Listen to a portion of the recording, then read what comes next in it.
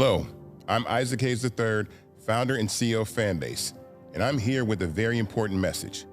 We are at a turning point in the Black community where we must have equity in the apps we use that scale to billions of dollars. But this time, we own the infrastructure, we own the culture, and we shape the future. And Fanbase is the future. Fanbase combines the free functionality of Instagram, TikTok, and YouTube into an all-in-one platform built for the evolution of social media and monetization. With over 1.4 million users, that's real proof that we are shifting the conversation of tech ownership and equity for creators. So right now, I want you to go to startengine.com/fanbase and invest today. The minimum to invest is $399. That gets you 60 shares of stock in Fanbase at $665 a share. This marks a turning point in Black ownership of social media. If we don't take this opportunity to own social media right now, we will always be customers to our own creations. And that can't go on. So once again, go to startengine.com/fanbase and invest today. We must own the platforms where our voices live, our stories matter, and where our culture drives the world. Thank you. Folks, Black Star Network is here. Hold no punches. I'm real revolutionary right now. Support this man, Black media. He makes sure that our stories are told. Thank you for being the voice of Black America, Roland. Stay Black. I love y'all. All momentum we have now, we have to keep this going. The video looks phenomenal. See, there's a difference between Black Star Network and Black-owned media and something like CNN. You can't be Black-owned media and be scared. It's time to be smart. Bring your eyeballs home. You dig?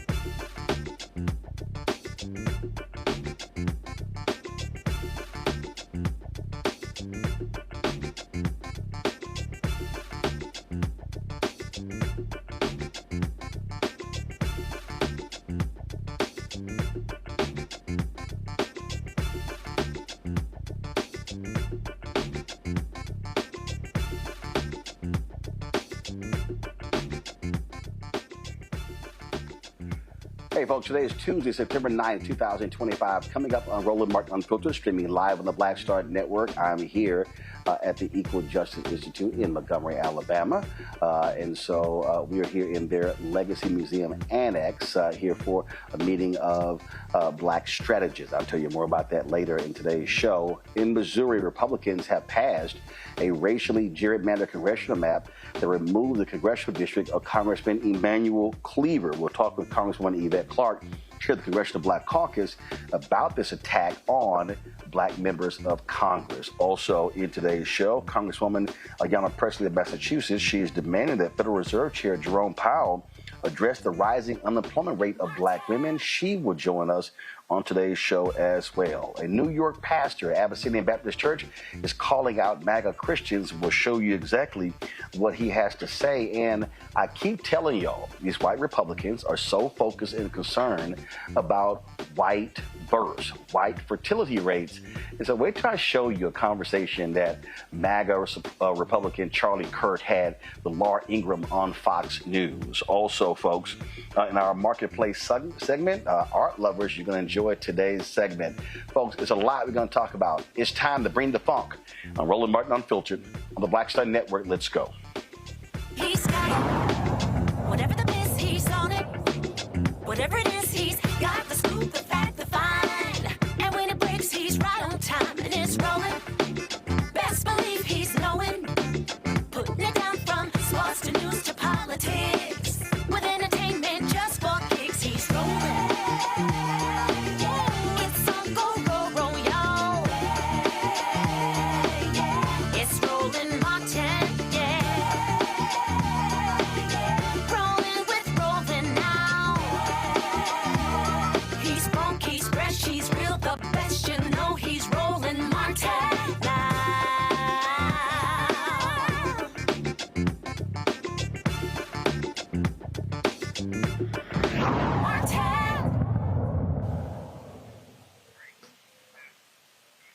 Hey, folks, I am here in Montgomery, Alabama for a series of meetings the last couple of days. And we're here at the Equal Justice Institute. This is their Legacy Annex.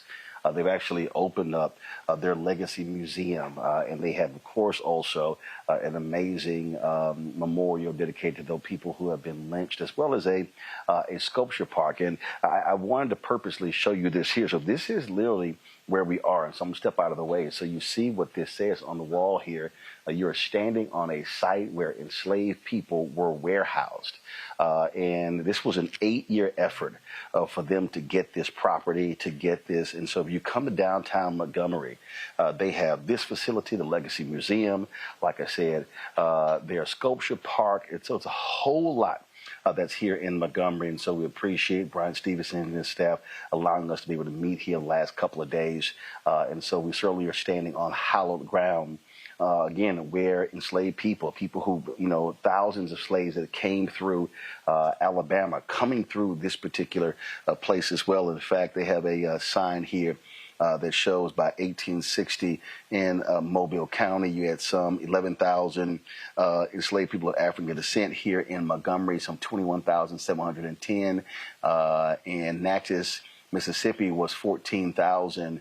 And then New Orleans was 14,000. So you literally had more the population of enslaved black people in major trade centers. This was one of the major trade centers, Montgomery, Alabama. And so just wanted to share that history with you. Folks, let's talk about what's happening with racial gerrymander all across the country. Today, the state Senate in Missouri passed a racially gerrymandered map that dismantles the congressional seat of Congressman Emanuel Cleaver. Now, in Missouri, there are 10 members of Congress. There are 8 Republicans, 2 Democrats.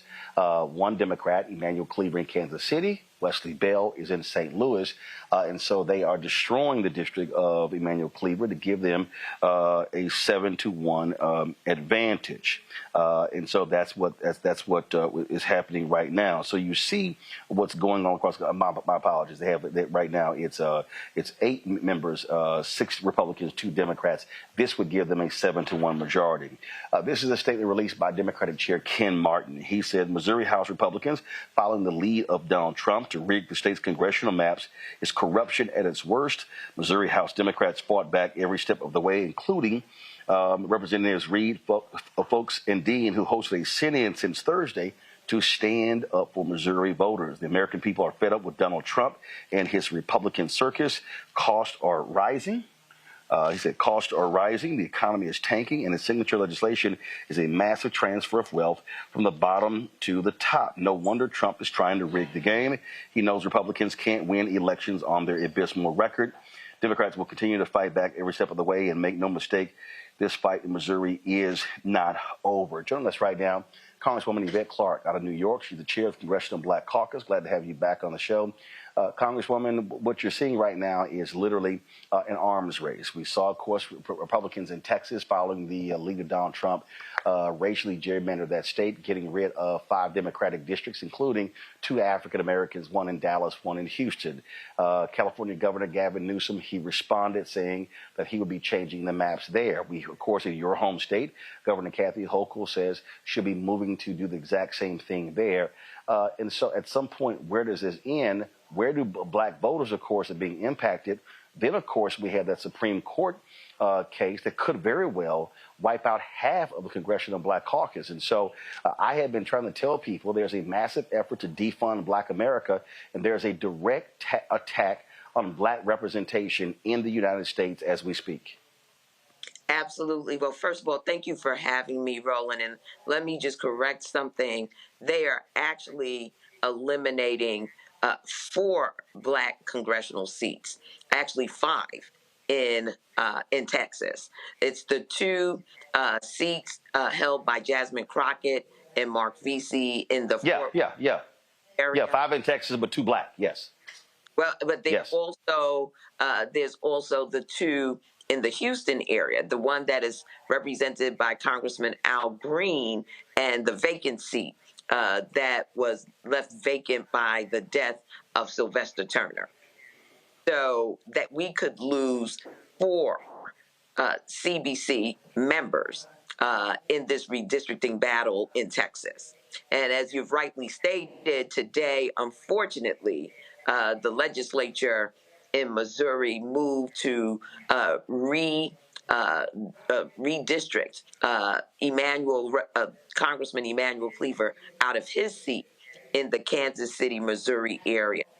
And we're seeing these moves across the nation at the behest of Donald Trump in red states where Republicans hold the majority in their legislative body. So whether it's Indiana or Ohio, there has been this rush to a mid-decade redistricting, that all in an effort to try to give the House of Representatives an advantage on the Republican side for the 2026 elections.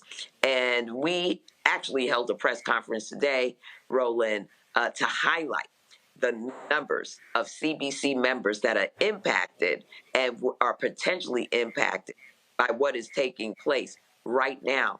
Even in Louisiana, there is litigation about to commence because they too are moving after having just gone through the process of expanding representation for black voters in Louisiana. They have now backtracked after it was a Republican governor, Republican state legislature that expanded their map to include another black opportunity district. So this is all under the pressure and vice of Donald Trump.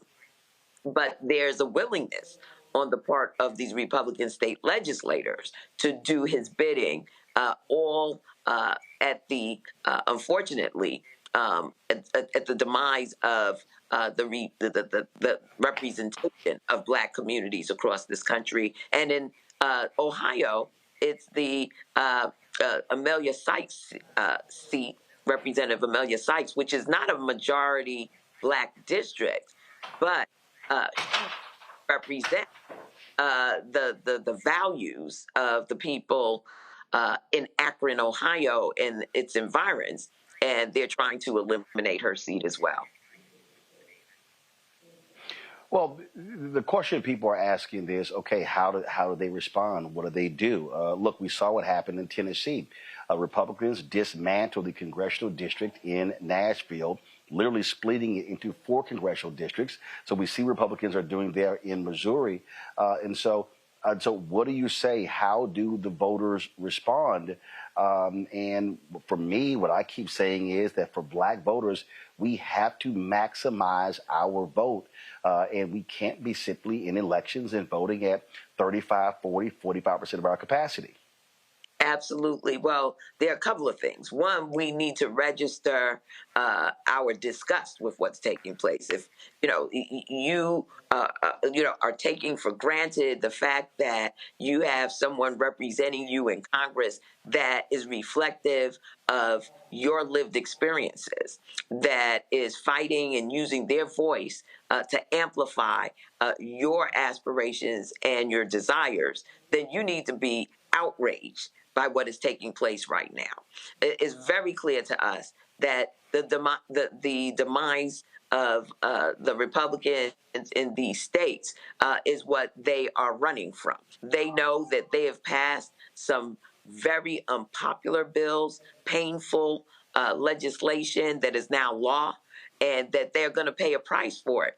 And so they're trying to get out ahead of that by gerrymandering in a mid-decade and basically putting themselves in the majority, so they think, in perpetuity. And so we've got to fight back. Right now, there is a very important court case that is about to get started in Louisiana that will have implications across the United States, because what we recognize is that this is not gerrymandering just for gerrymandering's sake. This is racially motivated gerrymandering, and that is clearly unconstitutional under Section 2 of the Voting Rights Act. And so we've got to make sure that we're educating our folks, we're informing them, and that we are drilling down into the grassroots so that people understand what is at stake here. It's not just losing your voice, but it is trying to rig the political system so that Republicans and MAGA in particular are in power in perpetuity. Well, here's the thing here. When you say we have to fight back, what I keep hearing from people, what does that mean? What does that look like for us to fight back? Well, I think we can take a page out of the page of John Lewis and the foot soldiers, of the civil rights movement. They are the ones. They paid in their blood, Bloody Sunday, right to vote. And so here we are in the 21st with facing the specter of disenfranchisement on multiple levels. Redistricting is just one tool that they've been using, but they're trying to eliminate vote by mail. They're trying to restrict voter registration and erect barriers to the ballot box. This is all in an attempt, again, to wrestle power out of the Black community to empower our adversaries who clearly are racially motivated in the work that in their movements politically. And so we've got to meet fire with fire. And that looks like going into our communities on the ground, having our civil rights organizations, their affiliates, our any organizations in our communities that are all about empowering our people need to make sure that they're educated, they're informed, that we motivate people, because I know that there's so much cynicism out there. There is so much misinformation and disinformation being consumed in our community that it's unfortunately to our own demise. We know that, the NAACP Legal Defense Fund will be in the courts, particularly in Louisiana. And when they're successful, that ultimately should have put a halt to all of the gerrymandering that's taking place, particularly in Texas, in Missouri, in Indiana, in Ohio. But we need to ratchet up, the volume of our dismay, our disgust of what is taking place, and we need to be in protest mode. Right. All right. Congresswoman Yvette Clarke, we appreciate you joining us on the show. Thanks a lot. Thank you for having me, Roland. Appreciate it. Folks, got to go to a break. We'll be right back. Roland Martin Unfiltered right here in the Black Star Network. Black Star Network, what's happening? It's your man, Kim. And look, my new single, Rock With Me, is on fire. We debuted as the #1 most added and greatest gainer at R&B radio. So look, I want you to go check it out at musicbykim.com. Listen to it, download it, tell me what you think about it. Also, make sure you sign up to be a part of my community so we can stay connected. At Music by Kim on all social media platforms. Thank you for rocking with me. And keep love on the one. 'Cause I want you to rock with me. We live in a strange world till the darkness falls forever. Baby, let's be the dawn. When it feels like it's taking me over, you're making me stronger, my sweet love. Next on the Black Table with me, Greg Carr. Immigrants lured off Texas streets and shipped to places like Martha's Vineyard and Washington, D.C. Believe it or not, we've seen it all before. You people in the North, you're so sympathetic to Black people, you take them. 60 years ago, they called it the reverse freedom rides. Back then, Southern governors shipped Black people north with the false promise of jobs and a better life. It's a part of a well-known playbook being brought back to life. So what's next? That's next on the Black Table, a conversation with Dr. Gerald Horne about this issue of the reverse freedom rides, right here on the Black Star Network. My name is Lena Charles, and I'm from Opelousas, Louisiana. Yes, that is Zydeco capital of the world. My name is Margaret Chappelle. I'm from Dallas, Texas, representing the Urban Trivia Game. It's me, Sherry Shepherd, and you know what you watch. Roland Martin on Unfiltered.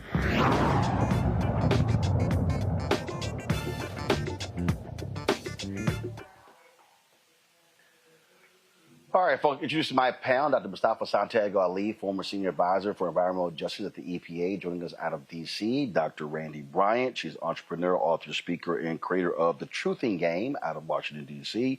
Joe Richardson, civil rights attorney out of Los Angeles. Let me start with you, Joe. What we're seeing here, and I've been yelling and screaming and sounding this alarm for the longest, we are seeing a direct attack on every Black institution in this country. And we're going to keep saying this until Black folks wake up and realize this. What MAGA Republicans are doing, they are angry with what is taking place in the last 60 years. And so they are attacking Black politics, they're attacking Black economics, they're attacking Black academia, they're attacking Black health agencies, they're attacking every single thing. This is a complete effort to defund Black America.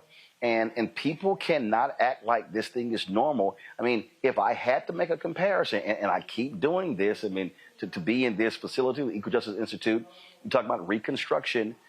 What we saw in the period of Reconstruction, the aftermath, is what we're seeing right here. I've long said that the death of George Floyd marked the third Reconstruction. I kept warning people that this thing needs to last at least 20 years, a minimum of 20 years to truly be effective. The first two were shortened. Well, guess what? The third one didn't even last as long as the first two. And so in the aftermath of a Reconstruction period, there always was a vicious attack on African Americans.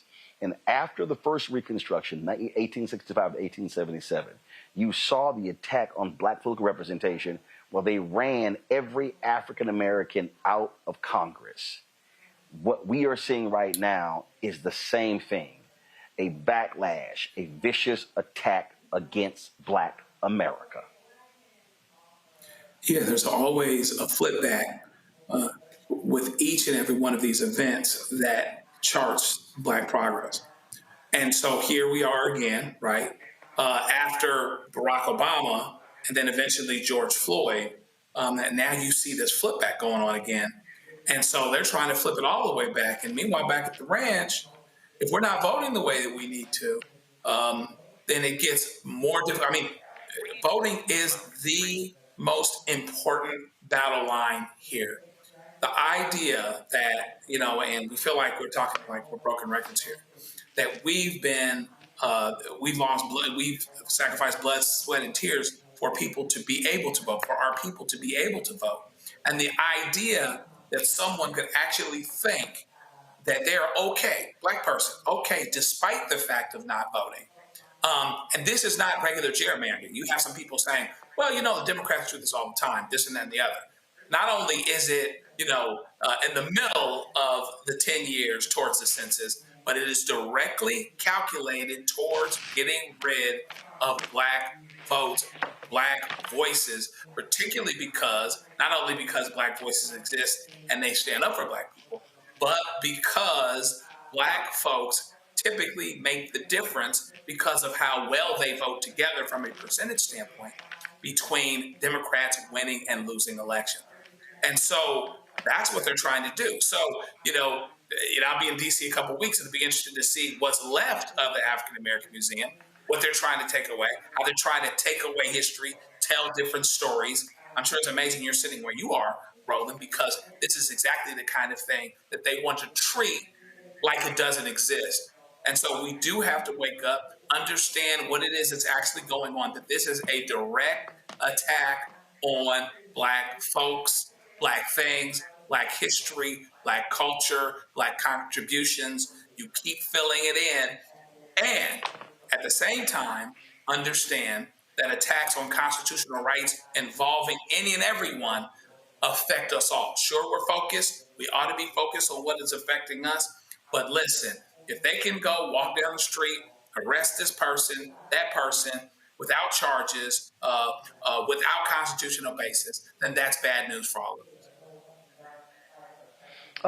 We're going to have Congresswoman Ayanna Pressley coming up next, talking about challenging the Federal Reserve when it comes to more than 300,000 black women losing their jobs. A little bit later in the show, we're going to have Congressman Al Green talking about access to capital and money flowing to Tier 1 black banks. Randy, that's what people don't understand. I don't think people really fully comprehend what our world will look like. When you talk about, you have some 67 members of the Congressional Black Caucus right now. If the Supreme Court, with the gerrymandering, okay, you're going to lose 2 in Texas. You're going to lose 1 in Missouri. That's 3 right there. They're trying to take out 1 in Ohio. Ron DeSantis ran through his maps that took out one of the districts in Florida. If the Supreme Court ruling, and look, we just saw a Supreme Court yesterday give the green light to racially profiling Latinos in California. Listen, if this Supreme Court says, yeah, you know what, we're balancing race-based districts, half of the Congressional Black Caucus is wiped out. And all the people who love complaining about the CBC this, the CBC that, do you understand what will happen if you lose half of black members of Congress? That's what people have to fully comprehend what's going on. I resist being an alarmist, but it's absolutely time to ring the alarm. I mean, we are being viciously attacked. And he is trying to ensure, or the whole Trumplicans are trying to ensure, that black people don't have a voice, that we have no representation, that we have no say-so. And that is absolutely scary. We see what's happening already as it is, where they are passing laws that allow them to completely discriminate against us without any sort of due process. What I tried to tell people about yesterday's ruling, if they're saying that they can do race-based stops, nothing else needs to make them want to go after somebody but someone's race, or that they're speaking Spanish. If someone essentially does not look American, their very narrow view of what an American is, we absolutely should know that we are in danger. They will look at a black person and say, this black person doesn't look American or seems like a threat. And then when you go back to the gerrymandering, when they're saying, we think that we could lose, because they know black people, when we are united and fired up and focused, we get out there and vote. And so what they're saying is, because they're losing, they could lose, they say, well, let's just change the rules. Let's just change the maps. And so our votes will get lost.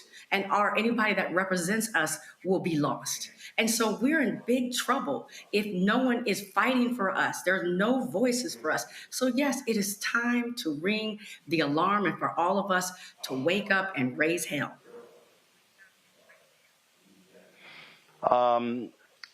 People out there could think we're playing, we're joking. Mustafa, I'm wearing this shirt. Don't blame me, but for the black woman, we are seeing the results of what happened when we elected this thug in chief and how they are attacking every black institution.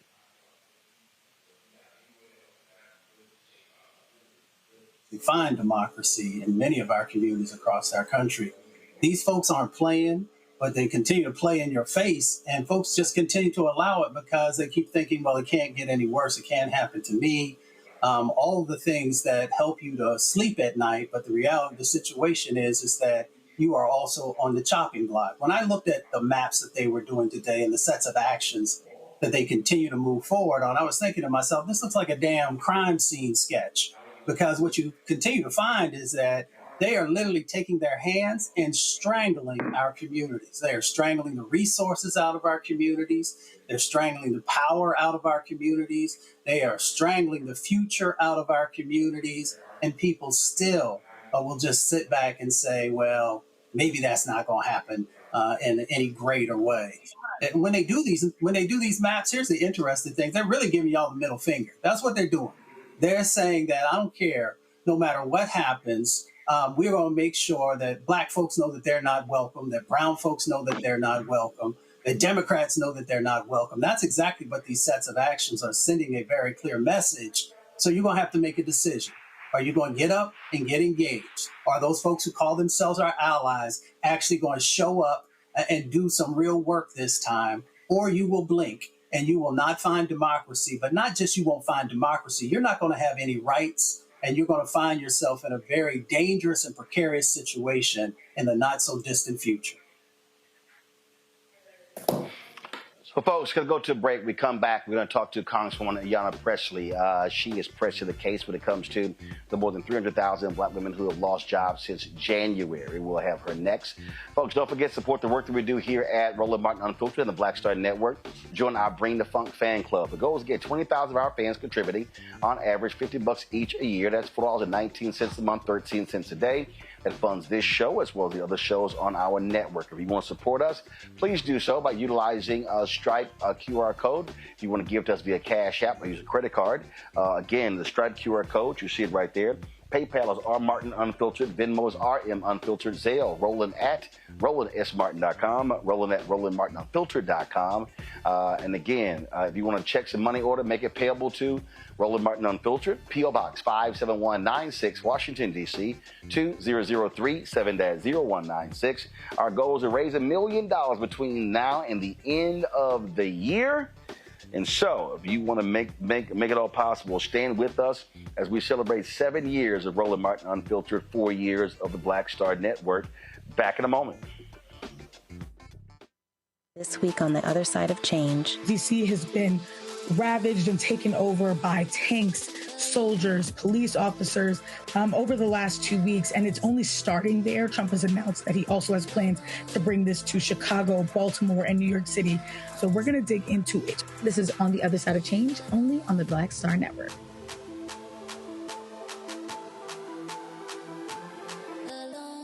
Next on A Balanced Life, here on Black Star Network, we're talking what it means to be a balanced young adult and turning 21. I know 21 is one of those ages where you think you're grown. You can do whatever you want. The law says that you can.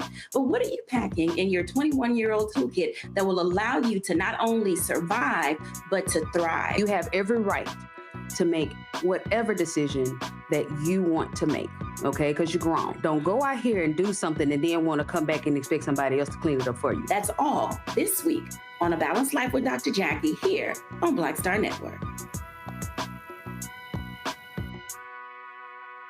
This is Essence Atkins. Mr. Love King of R&B, Raheem Devon. It's me, Sherry Shepard, and you know what you watch. You're watching Roland Martin Unfiltered.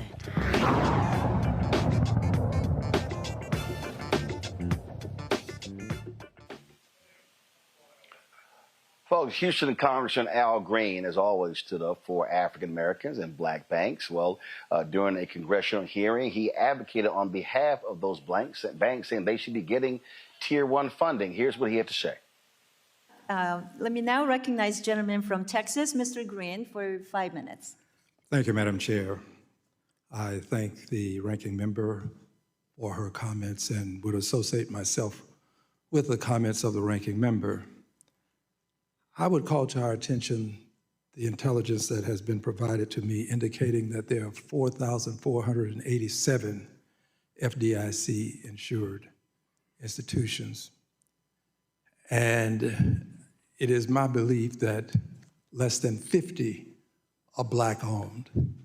In fact, less than 40 are black owned. To be more accurate, less than 30 are black owned. To be even more accurate, less than 1% are black owned.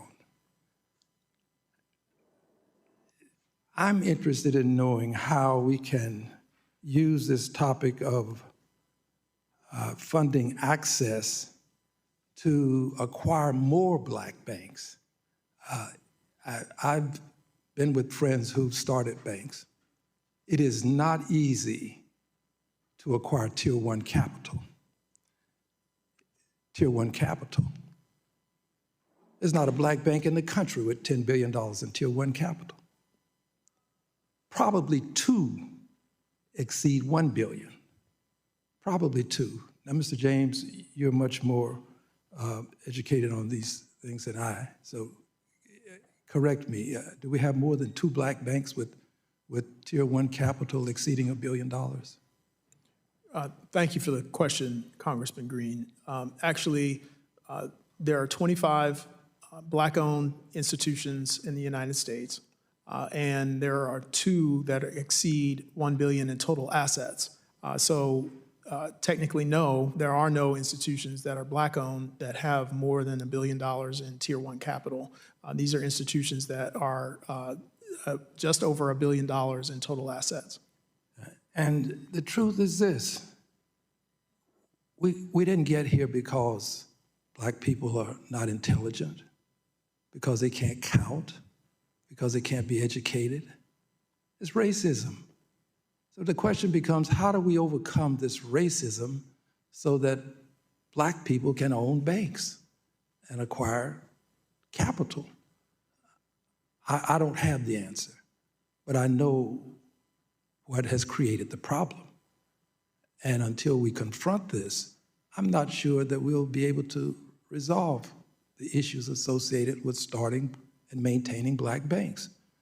Mr. James, do you have any answer for me to help me understand how we can acquire more black banks and deal with the racism that still exists? Thanks again.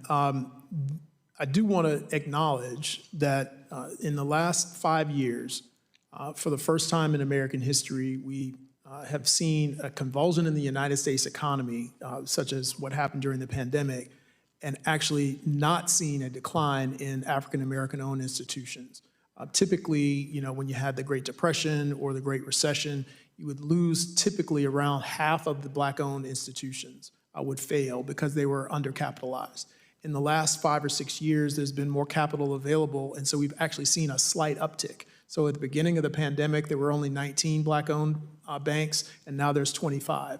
And so that's good news. I think it would be very helpful to, again, reduce that community bank leverage ratio to a smaller number, to increase the access for reciprocal deposits and other forms of liquidity, so that you could have smaller institutions of all types, whether they serve urban and rural communities, whether they be black owned or owned by anyone else, where you can encourage more competition and more different types of institutions. Regulatory reform is also important, because if we can evolve regulatory regulation, I'm going to have to we can have more institutions. I have to intercede because I have to close with this. 2 things. The first is I think that we can do things to help all banks. But at some point, we will have to do something to help black people. We really will. We didn't get here because we were unable to help ourselves. It was because others wouldn't allow us to help ourselves. And the final thing is, are there no women who can do what you men do? I always pay attention to who's on these panels. All male panel. But for this African American, I assume you're African American, you look like one to me, I don't know. But but for the Democrats, we wouldn't have an African American on the panel. Gentleman's time is expired. The gentleman's time has always expired. I yield back. Again, perfect example of what happens when you have black representation in Congress. One of the issues that we have been talking about, the more than 300,000 black women who've lost their jobs since Donald Trump went back into the Oval Office. And Congresswoman Ayanna Pressley is demanding answers from Fed Chair Jerome Powell. She joins us right now. Congresswoman, glad to have you back on the show. So what demand are you making of the Fed Chair? Roland, always good to be with you. The demand that I'm making of the chair is that the Fed do its job. It has a dual mandate, but for now, I'll just speak to one part of that mandate. It's a statutory mandate, and that is to maximum full employment. And given the alarming rates and spike in unemployment across the board, but for black women in particular, who have always been the canaries in the coal mine when it comes to our economy. The black women represent 12% of the federal workforce. That workforce, had a hammer taken to it. And so when you consider reduction in force, mass firings, and with a focus on those agencies that black women dominate, housing and urban development, health and human services, USAID, Department of Education. And then you layer that with the defunding and the dismantling of diversity, equity, and inclusion in the private sector, and that chilling effect and that rollback. Not only do you see a lack of representation and black women being forced out of the private sector, but black women also dominate diversity, equity, and inclusion jobs. So this is devastating. 51% of black women are the primary breadwinners in their family, the primary caregivers. So this is will be devastating. Huge implications for black women, for the black family, and for black communities. And so you're talking about 300,000 black women whose livelihoods and lives have been disrupted. And if any other group were experiencing something as extreme as that, they would already be studying it. What I'm demanding of the chair in their statutory mandate for maximum employment, and given the 6.7 rate of unemployment for black women, is for them to analyze the data, to study it, to come up with a plan of action. And then the second part of it is the other part of their mandate is their independence. And I'm calling on Chairman Powell to be 10 toes down and full-throated in his defense and support of Governor Lisa Cook, the first black woman to be in this role, because in doing that, you affirm the independence of the Fed because her firing is unlawful. So why don't you send that to him, and did you give him a time frame to respond? Yes, and we'll be following up to see what happens with that. I mean, listen, Roland, we're not just sitting around and waiting for answers. We're going to keep applying the pressure here because this is of deep consequence to black women, to black families, and black America. But again, to the economy writ large, because black women have always been the canaries in the coal mine. So this is a devastating metric of what is to come. And again, when you're talking about 300,000 families who've had their livelihoods and lives disrupted, I think for any other group, this would be a 5-alarm fire. And so we're going to keep the pressure on Chairman Powell and the Fed to honor that statutory dual mandate of maximum employment while also affirming their independence and being full-throated in their defense of Governor Lisa Cook, who is the most recent black leader and black woman in the long line of baseless attacks against black leadership in this administration. This hostile administration is giving obsessed. It is just anti-blackness on steroids everywhere we go. They are looking to decimate black wealth, to roll back black gains, to dilute the black voice, to disenfranchise our political power at every turn. You know, I was meeting with some allies recently, and I said, you know, we named the attacks on the immigrant community. We named the attacks on the LGBTQ community. We named the attacks on women. I'm going to need you all to name the anti-Black racism that is rampant in this administration and pull up in a meaningful way to confront it. Yes, you know, we are experiencing the harm disparately, and it is not indiscriminate. It is very precise. It is very targeted. So any person of conscience should be linking arms with us and applying pressure in all the ways that we are currently. Questions from my panel. I'll start first with you, Mustafa. Congresswoman, it's good to see you. We know historically there are a number of actions that have been put in place all the way back to the Black Codes and Jim Crow and the Freedmen's Bank collapse. How do we make sure that the investments that we need are actually there, but also the regulations to make sure that there's real enforcement in that space? Well, you know, if you mean specifically to this, I mean, what I'm focused is a little bit of an echo, y'all, so just bear with me here. You know, the strategy in this moment, it is litigation. The harm is acute, and so that can be a frustrating endeavor because when you're trying to match lawlessness with the rule of law, but that being said, we have been successful in slow rolling or blunting a lot of these unlawful, rogue, and racist attacks through the courts. It just takes more time. I still see outside of litigation, legislation as a tool at our disposal, despite how sobering the landscape is from a legislating standpoint, but I just keep applying the pressure. I'm just appealing to, you know, 4 Republicans of conscience. Their majority is very slim, and I'm starting to see that pressure. You know, I've been invited to a number of Republican districts to convene town halls because their own representatives will not meet with them.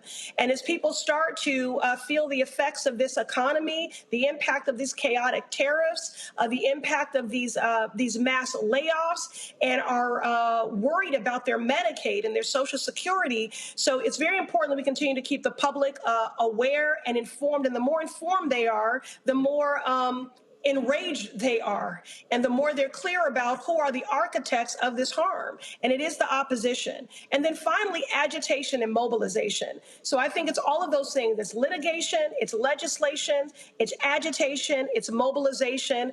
Look, this is a dictatorship, and you can't beat a dictator with appeasement. Hello, somebody. You cannot beat a dictator by being complicit in silence. The only way to beat a dictator is with defiance. And so we have to resist, reject, obstruct at every single turn. And so that's what I continue to do, and that's what I continue to push others to do. This is a 5-alarm fire. Yes, I'm concerned about everybody, but what this means for Black America and this moment of anti-Blackness on steroids, this is not about can we weather the next 4 years, y'all. This is going to shape the next 100 years. This is about harm that we'll be digging out for generations. So I also want to say the other thing I remain squarely focused on is reconstruction. You know, what if we do our job and we rebuild this party and we get our gavel back, to do what?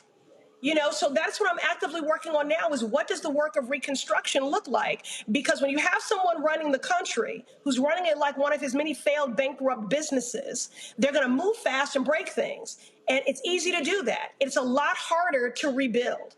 But we have to right now begin thinking about what that looks like. What does that mean? And how do we do that? Randy, your question.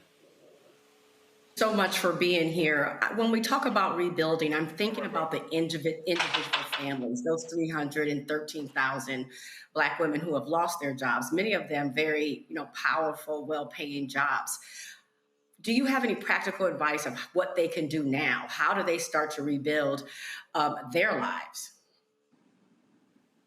Well, first, let me just say right now, I'm focused on how do I mitigate the harm while actively looking for ways with which to ensure that we can recover what we've lost. It's just so layered. It's in every single way. It's no wonder that we're feeling overwhelmed, because that is their strategy. They also want us to feel that these things are inevitabilities, but I refuse to accept that. But it is a layered, compounded assault when you also consider the fact that all the gains as someone who led that fight for student debt cancellation and for creative ways for income-driven repayment, and all those things have been rolled back. So you're talking about Black women, 51%, who are the primary breadwinners, the formidable role they play in their families as caregivers and the primary breadwinners. Black women, the most educated, carrying the most debt, now having to then repay those payments, which we've made great progress on, against the backdrop of chaotic tariffs, an unpredictable economy,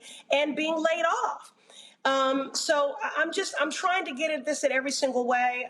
What I need Black women to know is that I see you. I'm centering you in every single thing that I am doing, and that I am fighting like hell for you. You know, for your lives, for your families. This is just, it is devastating. It is destabilizing, and we will be digging out, you know, for generations. That is the reality. But I'm trying to do whatever I can in this moment to buffer and mitigate the harms and to hold people accountable, like the Federal Reserve. You know, they have a statutory mandate. This is why, lifting up the work of Sadie Alexander, the first Black woman with a PhD in economics, and Coretta Scott King and Barrett Rustin and others, why I've been pushing for a federal job guarantee since I've been in Congress, because that is a part of their statutory mandate. So now I'm saying, you see this crisis happening with Black women, analyze it in a meaningful way, come up with a plan that we can hold you accountable to, and let's get to work. Because if you don't care about, if you don't give a damn about Black women, then you don't give a damn about this economy or any working family, because Black women have always been the canaries in the coal mine. So this is a very frightening metric for what this means, for what's to come. Joe. Thank you, Congresswoman, for everything that you do. And this is, of course, incredibly important, beyond important. Time to sound the alarms, et cetera. And I appreciate that the window that you're going through, among the many things that you're doing, as you've said, is making a direct appeal to the Fed chair. What's the best way that folks like us that are now aware that there is something that's being attempted to be, there's pressure being brought to bear on this particular issue and this aspect of the issue, which is both micro and macro? You're talking about supporting this Black woman that's on the Fed, as well as analyzing, based on their statutory mandate, what's happening as it pertains to jobs and how this disproportionately affects Black women, et cetera. What's the best way for us to be part of educating people, and particularly our people, on this issue? Yeah, I would just ask every person to ask their elected representatives to join our call, to support us in that pressure. I think the most important thing is vigilance and stamina and saturation. We need as many people as possible applying that pressure and holding the Fed accountable in this way to do their job. And also, with the other part of that mandate, to affirm the independence of the Fed.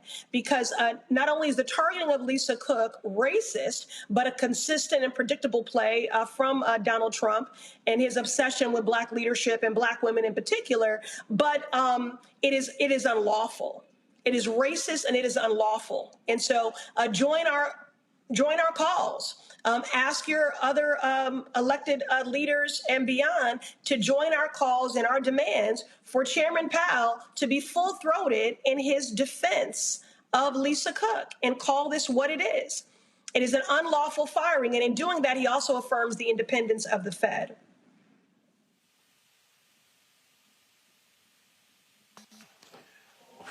One of the things that, again, really since the inauguration, I have been very consistent in saying to this audience that there is a massive effort to defund Black America. And there's a wholesale attack on Black America. That Donald Trump and this administration, Republicans in the House and Senate, absolutely don't like Black people, don't support Black people, want to strip away voting rights of Black people, representation of Black people, jobs of black people, economic gains of black people. We already see the Supreme Court ruling against affirmative action in schools. But I'm going to tell you right now, that ruling the other day regarding allowing ICE to use racial characteristics to stop and detain Latinos, black people, look, Latinos are going to have to operate like black folks in South Africa did, carrying around basically these passports showing who they are. Listen, if they allow that, they can allow that to happen to black people. We can't act like we somehow are exempt from this nasty, crazy, deranged right-wing administration and equally complicit Supreme Court.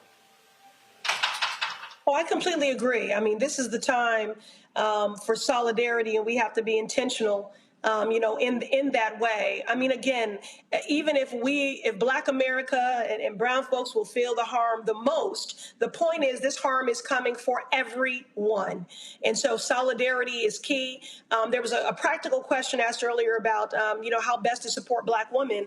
While we're doing litigation, legislation, agitation, and mobilization, I want to really encourage people, organize, to get old school. We need to organize our blocks. We need to organize our neighborhoods. We need to stand up mutual aid infrastructure. I understand it can never meet the gap. It is not the infrastructure that is big enough to supplant the work of a federal government or, a full-paying job. But we have to take care of one another, and we're going to need mutual aid to do that. And so I do want to encourage folks to get to know your neighbors, to lean into community, because that's the only antidote to this chaos and this uncertainty. And I also add, since I do serve on the bipartisan task force on AI, I'm also closely following the impact of AI in the future of working on Black women in particular, because 21 Black women represent maybe 21% of those workforces that stand to be the most impacted by AI. All right, Congresswoman Ayanna Pressley, always a pleasure to have you on the show. Thanks a lot. Thank you. All right, folks, lots more to break down here on Roland Martin Unfiltered, so y'all stick around for the second hour. We'll be right back. Don't forget, support the work that we do. Join our Bring the Funk fan club. Our goal is to get 20,000 of our fans contributing on average $50 each a year. That's $4.19 a month, 13 cents a day to support our show. That money goes to support staff and our travel and hiring additional people to cover the news that matters to you. If you want to give via Cash App, use the Stripe QR code. You see it right here. You can also, of course, PayPal's R Martin Unfiltered, Venmo RM Unfiltered, Zelle, Roland at RolandSMartin.com, Roland at RolandMartinUnfiltered.com. Also, checks and money order, make it payable to Roland Martin Unfiltered. Send to P.O. Box 57196, Washington, D.C., 2003 7-0196. Also, if you want to support us, get our Roland Martin Unfiltered Black Star Network gear. Y'all see, I'm rocking a shirt. Don't blame me. I voted for the black woman. That's it right here. So check this out. This is what it looks like right here. So we have this shirt, of course, in a T-shirt, in a hoodie, in a crew neck as well. So go to shopblackstarnetwork.com, shopblackstarnetwork.com for you to get your Roland Martin Unfiltered Black Star Network swag. We'll be right back. Next on the Black Table with me, Greg Carr.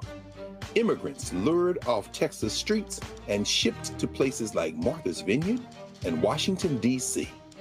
Believe it or not, we've seen it all before. You people in the North, you're so sympathetic to black people, you take them. 60 years ago, they called it the reverse freedom rides.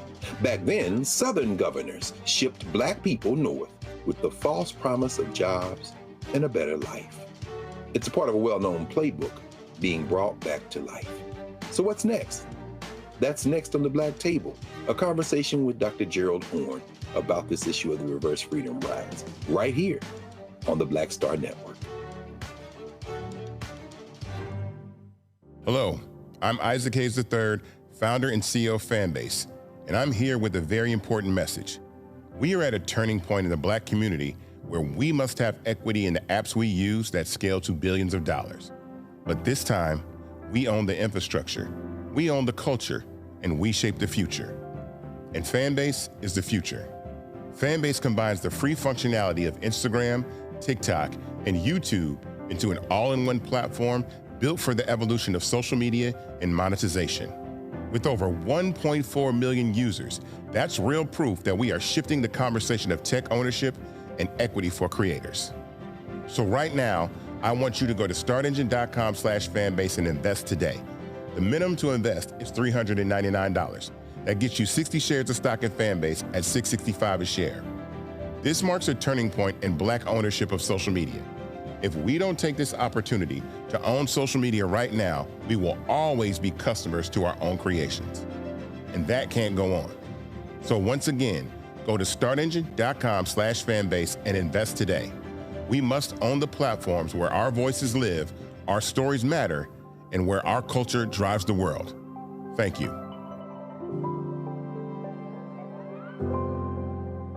This week on the other side of change. DC has been ravaged and taken over by tanks, soldiers, police officers over the last 2 weeks, and it's only starting there. Trump has announced that he also has plans to bring this to Chicago, Baltimore, and New York City.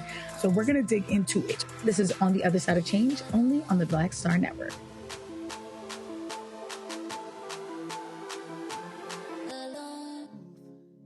Black Star Network, what's happening? It's your man, Kim. And look, my new single, Rock With Me, is on fire. We debuted as the #1 most added and greatest gainer at R&B radio. So look, I want you to go check it out at musicbykim.com. Listen to it, download it, tell me what you think about it. Also, make sure you sign up to be a part of my community so we can stay connected. At Music by Kim on all social media platforms. Thank you for rocking with me. And keep love on the one. 'Cause I want you to rock with me. We live in a strange world till the darkness falls forever. Baby, let's be the dawn. When it feels like it's taking me over, you're making me stronger, my sweet love. Hey, Sherry Shepard, and you know what you're watching. Roland Martin, Unfiltered.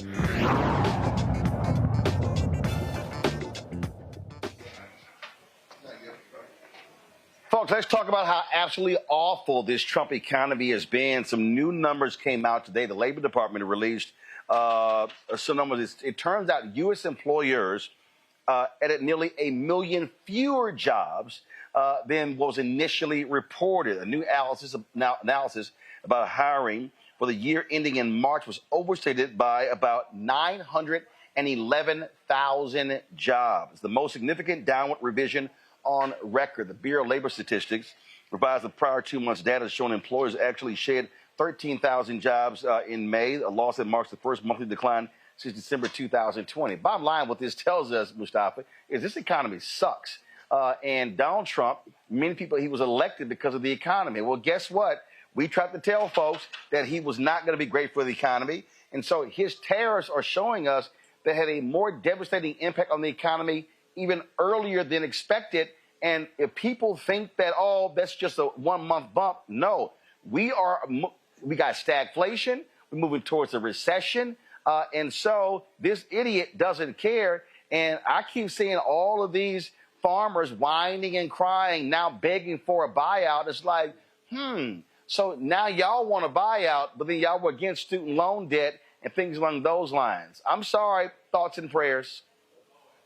Yeah, exactly. You know, when they kept telling us that the economy was strong, I was thinking, where is the economy strong? Because you miss almost 1 million jobs that still flex like you ball. And then, you know, they show up like they actually showed up in a rented Bentley and have an EBT card in the glove compartment. So you ain't fooling nobody. They continue to try and manipulate the numbers. They continue to try and play games with us. And folks just got to make sure that they're continuing to speak out. Because I ain't never seen nobody lose that many jobs before. If you lose that many jobs, if I lose one job, my mama going to be knocking on my front door talking about you need to find out where that job is at. So we just got to stop allowing these games to be played. We got to also understand that, you know, when they're hurting people, they're actually changing dynamics as others have shared, you know, for generation upon generation. One, we got to call it out. Two, we got to make sure that we're also investing in our communities because we know that they're not going to do it. And three, it is tied to your vote. Once again, all of last year, we talked about your vote, your vote, your vote, how important it was for the economy, for a number of other things. And I don't know if people took us serious or not, but now you're seeing how it plays out. Oh, yeah. Randy, I mean, I'm seeing more and more of these videos, these MAGA people who just crying and complaining and, oh, my God, what's going on? And it's kind of like, you voted for this. In fact, one California town, 64% of this town voted for Donald Trump. Now they're crying because their rural hospital is shut down. We told you. Yeah, they thought they were immune. They thought that they had the complexion for the protection, but not with this economy. You think about it, 22,000 jobs, new jobs last month, which is abysmal. Typically, you want to see about 100,000 to keep up with the population. But this man and his policies is ruining the economy. You now have industries that are being greatly affected by tariffs. You also have people who no longer are coming to visit America. Nobody's trying to come from another country here. And so our tourism is down, so hospitality industries are affected. You also have where we have lost our workforce because, you know, capitalism, you need a workforce that you don't have to pay as much for it to run. People don't want to say that will take these low wage jobs. So that's why these farmers are also struggling because they chased off the workforce. They either sent them out or sent them into hiding. And so his policies have real effects. And these policies are what they voted for, but they thought that they would be protected, that their whiteness was going to protect them for these terrible policies that he said he was going to do. But they were so ignorant and they're so enamored by that man that it seems like they don't listen. But I bet you one thing, their pockets are going to make them listen. Their being hungry is going to make them listen. Not having a place to eat is going to make them, to live is going to make them listen. But it's having a real impact. This economy sucks and there's no other way to say it. Joe, I'm looking at this right here. This came in today. 3 rural hospitals in Virginia are shutting down.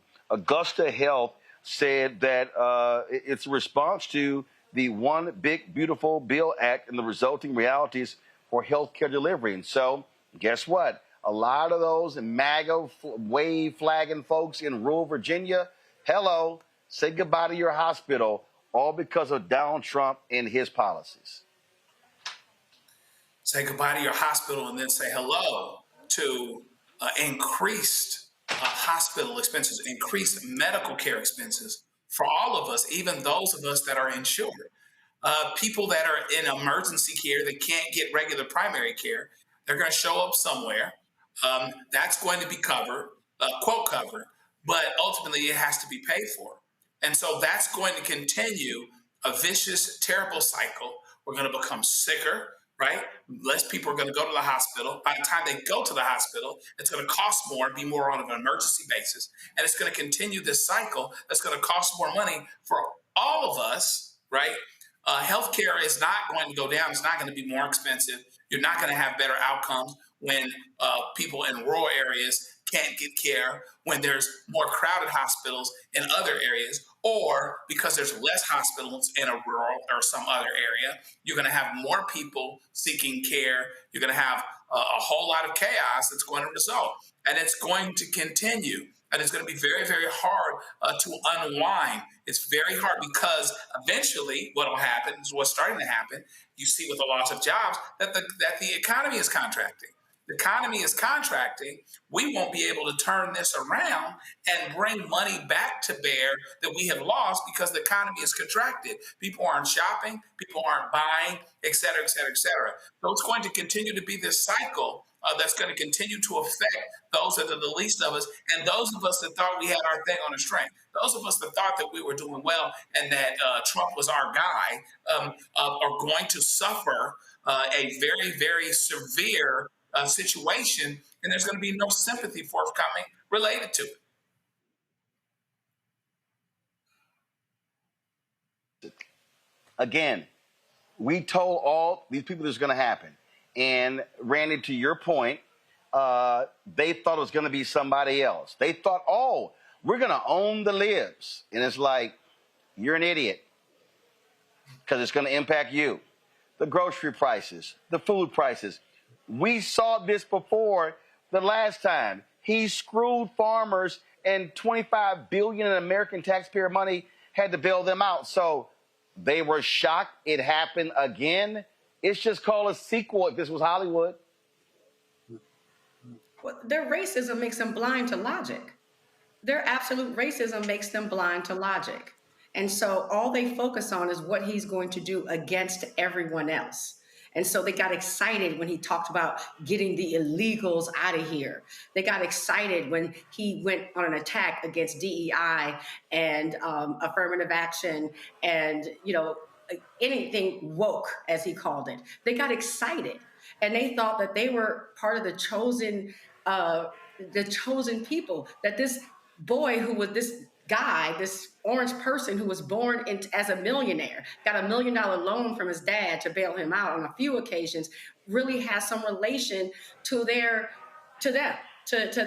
you know, their Midwest or South or, you know, farmer values. And he doesn't care about them, but they do not get that. Their racism, I'm telling you, makes people delusional. It's an absolute sickness that completely melts any ability to think logically, because he's told them what he was going to do. Project 2025 said what he was going to do, but they did not think it would affect them because of racism. And what gets me, Mustafa, is just a blatant lie. Donald Trump was on a radio show this morning saying, we have no inflation. Prices are down on just about everything. Prices are way down on energy. Dude, you're lying. He's literally lying. And these MAGA idiots, they just go, oh, you know, I guess he's right. Well, that's also the responsibility of the press, right? Because they continue to allow him to share things that aren't true. They don't ask the probing questions. They don't make sure that there's a follow-up afterwards to bring the facts forward. And then we also have a responsibility. When I say we, I mean the American public. Because if farmers are catching all of this hell, then they need to make sure that they are continuing to speak out against policies that are not working for them. For the folks who work in the healthcare arena, they have to pull forward not just the statistics of people who are getting sick and who are dying, but also the folks who are now going into bankruptcy because they can't afford it. People who are going into the grocery store, you should take your phone and you should record all those prices that are there when you walk outside of that supermarket with 2 bags in your hand and it costs over $100. So we've got a double-edged sword that has to be utilized in this moment. We got to make sure that folks who have a responsibility for making sure the truth is being told on the reporting side of the equation, but we also have to continue to speak out against these failed policies and make sure that we are also not just speaking out, but once again, we're going to say it over and over and over again, give more deeper consideration into your vote and vote based upon what's going to make your life better and not just because of some racial issues or misogynistic issues. Start being more intelligent about how you utilize your vote. Folks, going to go to the break. We come back. Well, I keep telling y'all, white people are scared to death of not enough white people. Wait till I show this conversation on the Fox News. But you want to see white fragility? I got it for you courtesy of Charlie Kirk and Laura Ingraham. Boy, you're going to crack up. Folks, you're watching Roland Unfiltered right here, the Black Star Network, live from the Equal Justice Institute here in Montgomery, Alabama, at their Legacy Museum Annex. Back in a moment. Next on A Balanced Life, here on Black Star Network, we're talking what it means to be a balanced young adult and turning 21. I know 21 is one of those ages where you think you're grown. You can do whatever you want. The law says that you can.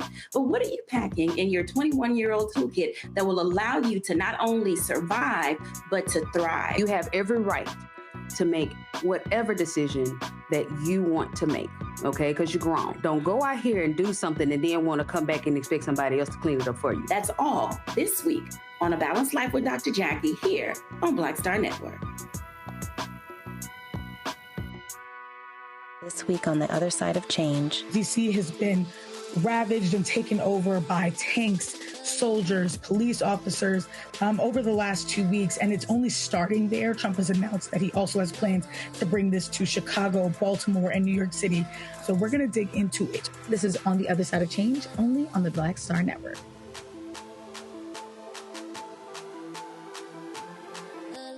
Farquhar, executive producer, Proud Family. You're watching Roland Martin Unfiltered.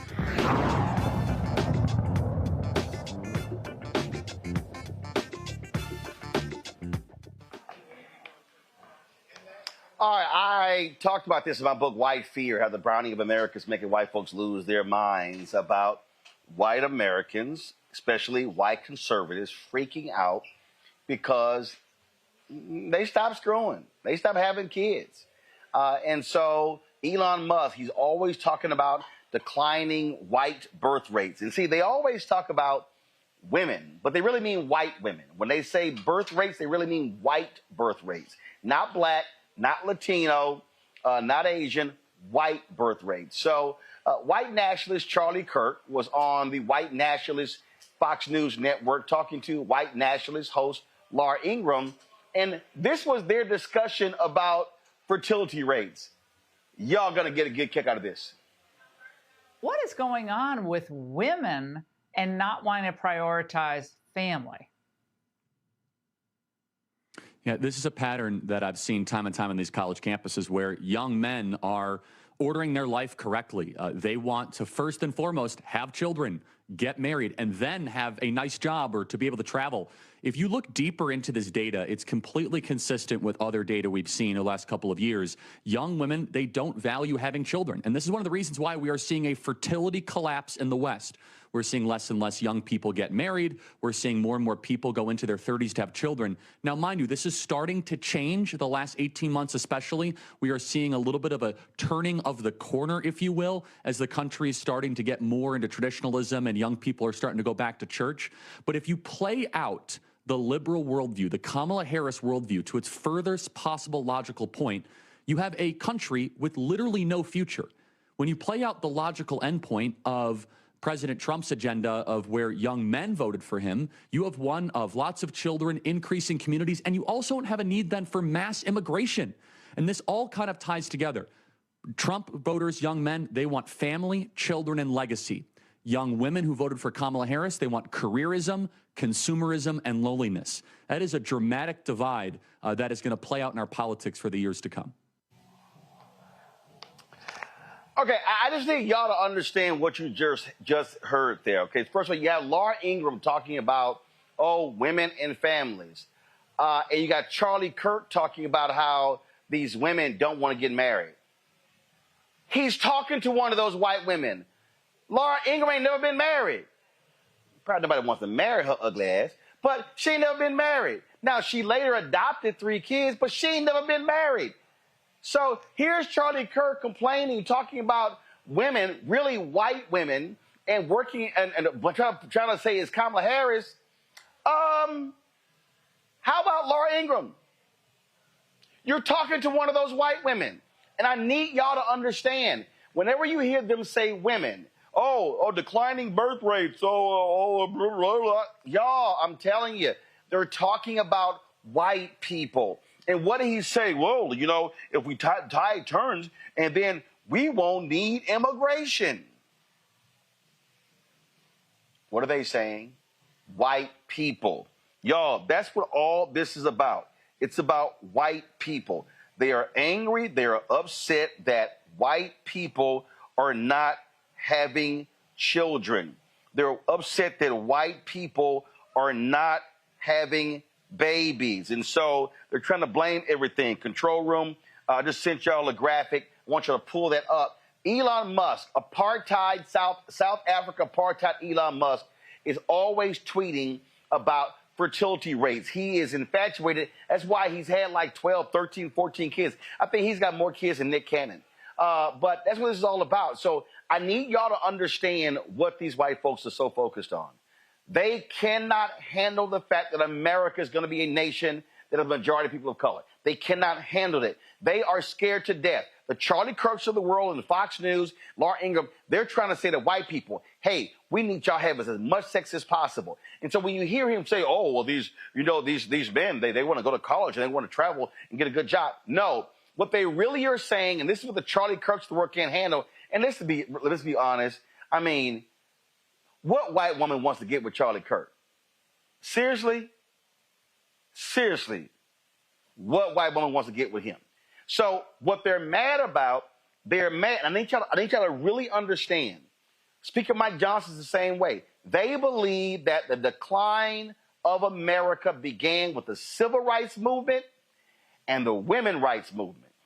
They believe that no-fault divorce. These white men, Charlie Kirk, Mike Johnson, and a lot of these conservatives, they want white women to shut up, lay down, get screwed, kick out a whole bunch of babies, stay in the kitchen, cook, clean, that's what they want. And they don't want to use the right language. Joe, it's clear as day what they're trying to do. They do not want to have that real discussion. This is about whiteness, Joe. It's about white people having babies, white people getting married, because they are afraid of losing power. And so when they say women, yeah, they're talking about white women. And just like when they say future, they're talking about white future. I think it's interesting that Laura Ingraham asked him what was going on, asked Charlie Kirk what was going on with white women, or with women, which was white women. But yeah, they're getting ready to be outnumbered. And listen, if you don't have enough folk, you are just where you are.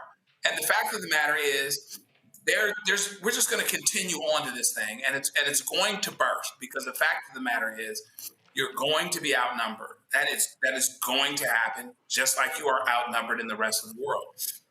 That'll continue to be the case. And the more you try to subjugate people that are going to become a majority, that's just going to create pressure and tension that's going to make this thing blow up.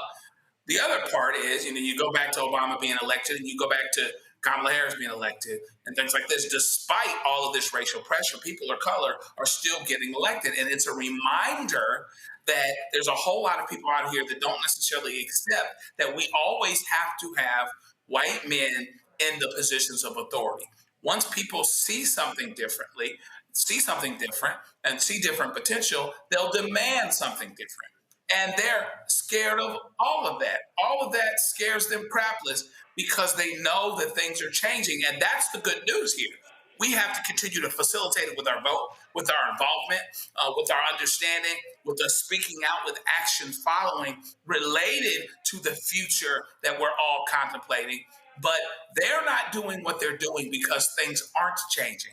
They're doing what they're doing because things are. They're trying to turn back the clock, but they're outnumbered. They're continually to be outnumbered, and that is not going to change. And to your point, yeah, they don't know quite how to deal with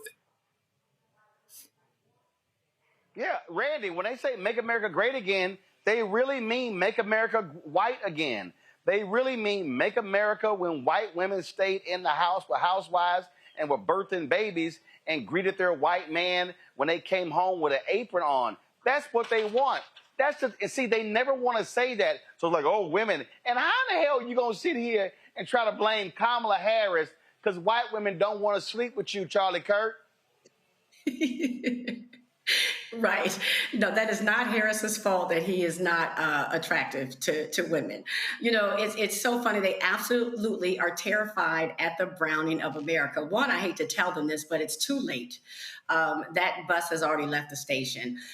It's interesting. Laura Ingraham reminds me very much of those white women during the election who voted against themselves. Because if Charlie Kirk had his way, she wouldn't be the one asking him that question. She would be at home with a bunch of babies, with a husband who was paying her no attention, and just to be happy and satisfied. Because the reason why white women stop having babies is, one, they have a choice now because they have birth control, which is why they're trying to regulate that.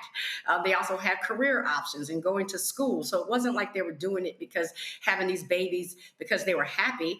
And when they had a choice not to, because they had fathers like Elon Musk and Donald Trump who are not raising the children, who are not staying with the women who have these children, who have been caught cheating on the mothers of the people who have their children. And so they decided to make different choices, right? This is where it's all falling apart. They're making a different choice because, yes, they want white women to stay at home and be pregnant and stop this browning of America because the numbers are what the numbers are.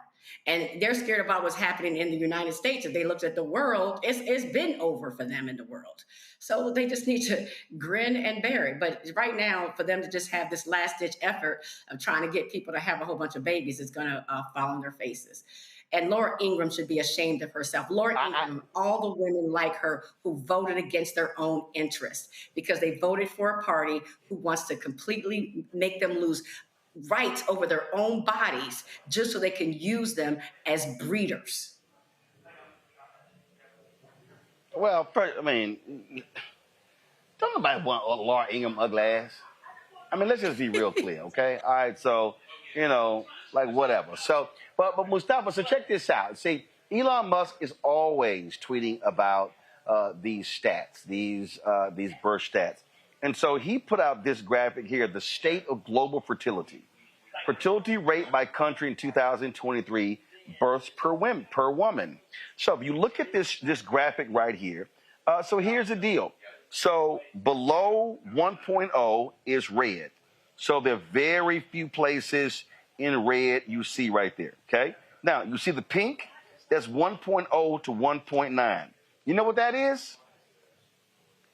That's Western, that's Europe, that's the West, that's the United States. You see, that's a lot of South American countries. But here's the piece. Look at that blue. Look at that powder blue. Look at that cobalt blue. And look at that dark blue. What do you see? Africa, Africa, Africa, Africa. And that right there is what is scaring them to death. The reason they are now complaining, Mustafa, about immigration in Europe, because it's black immigrants. And now they're complaining. I'm like, wait a minute, y'all colonized all them countries. Now y'all mad they're coming back at you? And so that's what they're angry about. They do not want to see black and brown immigrants. They want whiteness. And I'm sorry, I keep telling people, excuse me that white people in America stop screwing. Excuse me that the French and the Germans and the Brits and the Irish and the Italians, they all stop screwing and having kids. What's the song? It ain't my fault. What time is it? It ain't my fault. Y'all stop screwing. Y'all can't put that one on black people. You cannot put that one on Latino people. Sorry. So I'm like, hey, guess what? Y'all want to get busy, try as you might, but that's what this is all about. What people need to understand, the attacks in this country we're seeing is because white people are afraid to death of not having enough white people to replace them. Well, let's be clear. We are the original people of this planet, right? And everything springs forth from us. And we understand the importance of family, of children, of the roots that run deep where we come from.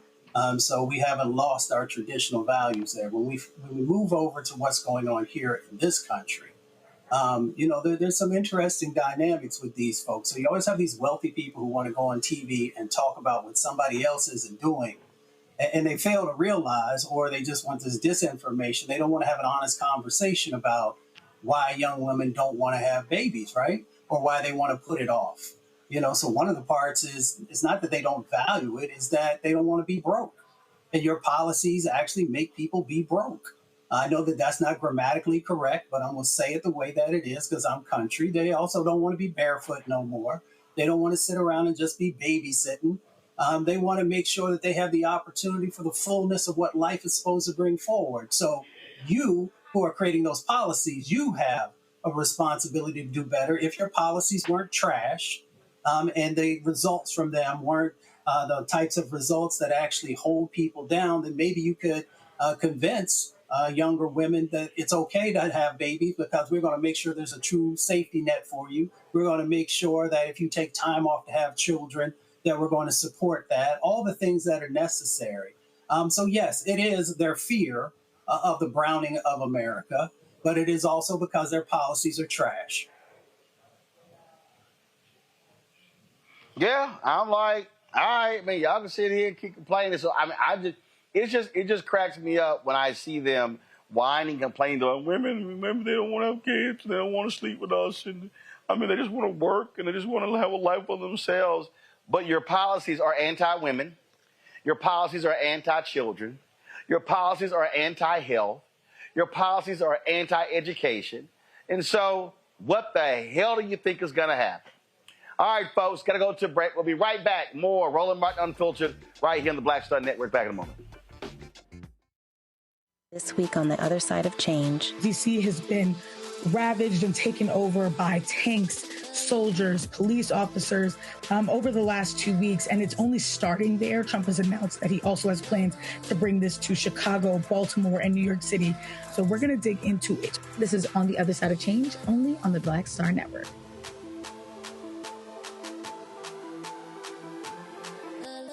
Next on the Black Table with me, Clarke. Immigrants lured off Texas streets and shipped to places like Martha's Vineyard and Washington, D.C. Believe it or not, we've seen it all before. You people in the North, you're so sympathetic to black people, you take them. 60 years ago, they called it the reverse freedom rides. Back then, Southern governors shipped black people north with the false promise of jobs and a better life.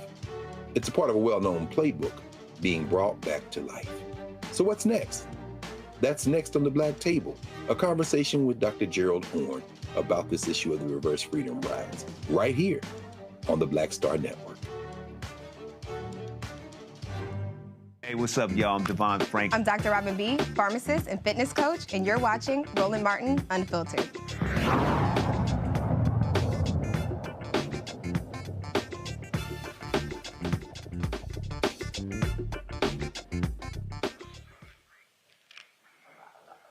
Folks, a lot of black preachers out there who are speaking truth to power in terms of what's happening with this white nationalist in the Oval Office. One of them is the pastor, Abyssinian Baptist Church. I came across a clip of this sermon by Dr. Kevin Johnson, and I said, you know what?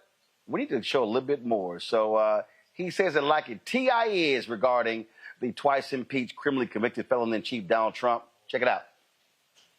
There are times, I mean real times, when I've even asked God the question, have you forgotten about us? Over these past 8 months, there have been moments when I've questioned and said, God, where are you in all of this? In fact, if I'm really honest with you today, since January of 2025, there have been times when I feel like we're on this journey all by ourselves. We can't seem to find our Jewish brothers and sisters to support us. We can't seem to find our Hispanic brothers to support us.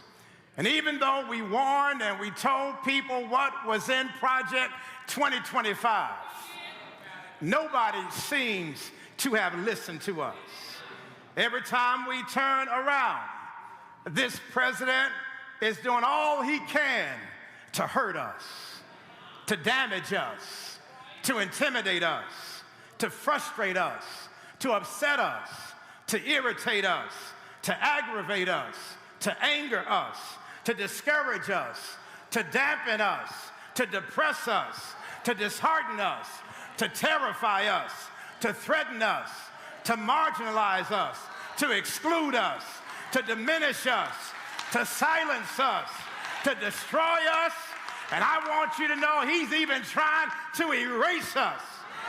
Beloved, when you look at what's taking place in America, and when you look at how these ICE agents are coming in, they couldn't wear a COVID mask, but yet they'll wear masks when they come into our communities. They're invading our cities and invading our neighborhoods. Yes, there is a sense of this systematically dismantling the very workforce. Beloved, when you hear that there are federal workers who are losing their jobs, don't you know that there have been black families who have sent their children to school and gone on to get a degree, all on the federal government's back? That's the least they can do because we helped build this country.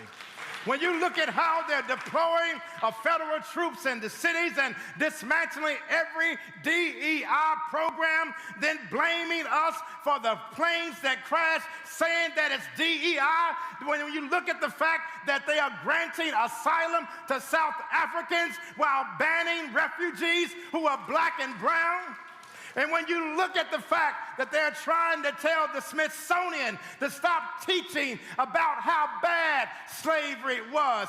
Yes, it was bad. And guess what? You can't erase all the horror, all the pain, all the suffering that this country has caused to generations and generations of black people in this country.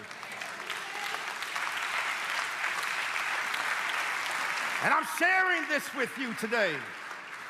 It's because this past week it hit a boiling point when he was there in the Oval Office and talking about sending federal troops into cities, and he had the audacity to say that our young people were born criminals. Beloved, the only criminal I know is the one who has 34 felonies. The only criminal I know is the one who tried to overturn the election. The only criminal I know who has incited a insurrection on January 6th.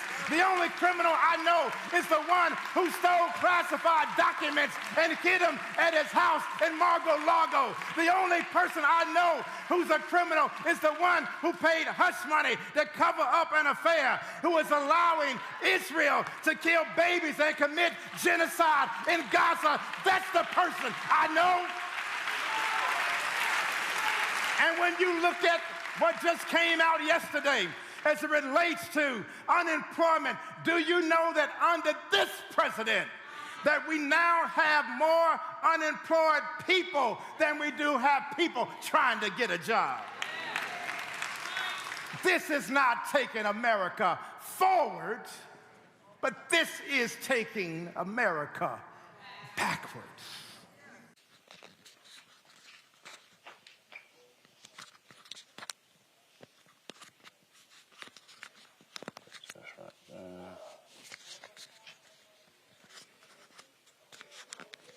That works. That's fine.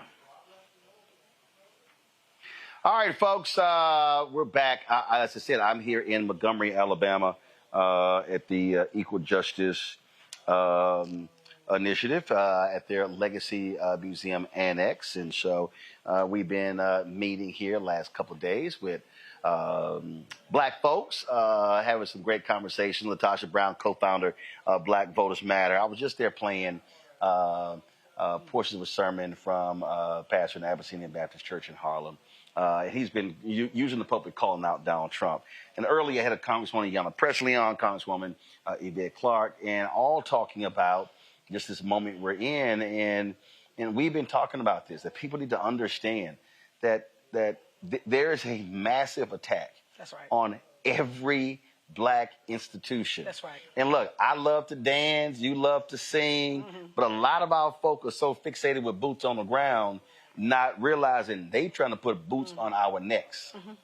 You know, I think this is a moment for us to really realize, I mean, if people really just plug in, everything is actually attacking our communities right now. If you look at just the headlines in last week, around 300,000 women, black women, losing their jobs, their federal jobs. Why is that important, right? And when you're looking at our unemployment rate being double what the national rate, why is that important? It's approaching pandemic levels. Pandemic levels. And what's interesting is black women are like the canary in the coal mine, that ultimately it is indicative that there's a major problem going on in the labor market. Black women actually participate in the labor market higher than any other women. So when you're looking at what's going on with black women, that is telling us what's happening, going to happen, and is happening already in our communities. And then how are we going to respond to that? So the bottom line is what we're seeing happen. And then we got to think about it. He went D.C., Like, let's think about who's in D.C. Let's think about the mayor and leadership of Chicago. First, L.A., Let's look at which LA. was targeting Karen Bass. That's right. Then D.C., that's Muriel right. Bowser. Now Chicago, Brandon Johnson. That's right. And it's just going on a list of, okay, give me a black mayor. Let's see who I can go hit. That's right. And so we got to really realize what this moment is. We can't be so disconnected to not understand that not only are the policy under attack, but our bodies, our physical health, we're under attack. When you look at this bill and how these cuts in Medicaid are going to impact us, right? When you look at how this attack on these cities, there's a reason why black elected officials, right? These cities that are led by black, part of it is pushing the boundaries to see how far I can go. And I also want to think around, you know, as we're talking about these elections, you know, people, I'll talk to folks, Roland, and I was like, well, why? Well, elections don't matter. Elections always matter. And see, that elections matter. Here's what kills me, and I say this all the time. You are not going to find white folks saying, hey, y'all, that vote thing don't do nothing for us. They ain't saying that. No. Now, there's some white folks who don't vote, but it's amazing how a lot of us are listening to people who claim to be doctors and activists or in who concern about the community, who are literally telling us that stuff don't matter, ain't nothing gonna change. That's right. And the truth of the matter is it's sensationalized. And that's just not true. Every single aspect of our lives is impacted by public policy. Right. So the truth of the matter is there's nothing from how much money you make to where you live, where you can get a mortgage. All of those things are set by public policy. And who are elected officials, they're policymakers. Now, let me say this.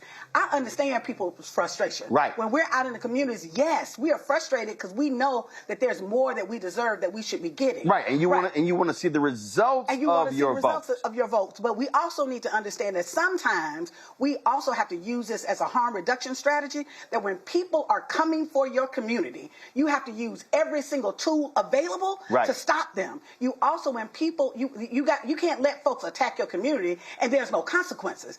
And voting in itself is not enough, but it is certainly a consequence. I think what we need to also think about is this next year's election is going to be critical, not just for the place of, okay, who gonna get in office. That's important, but it has to be a vote of resistance. We have to get out in massive numbers and let folks know, everybody, that we're coming for you. If you come for us, we're using every single tool available to us to push back and to hold folks accountable. We are willing to do anything to protect me and mine. The marker that I've been using, the target goal I've been using is 70%. I'm saying, folks, if the goal should be at a minimum voting at 70% of our capacity. And so when you just do simple math, if there are 100,000 eligible black voters and they're registered, if we vote at 40%, that's 40,000 people voting. We vote at 70%, that's 70,000.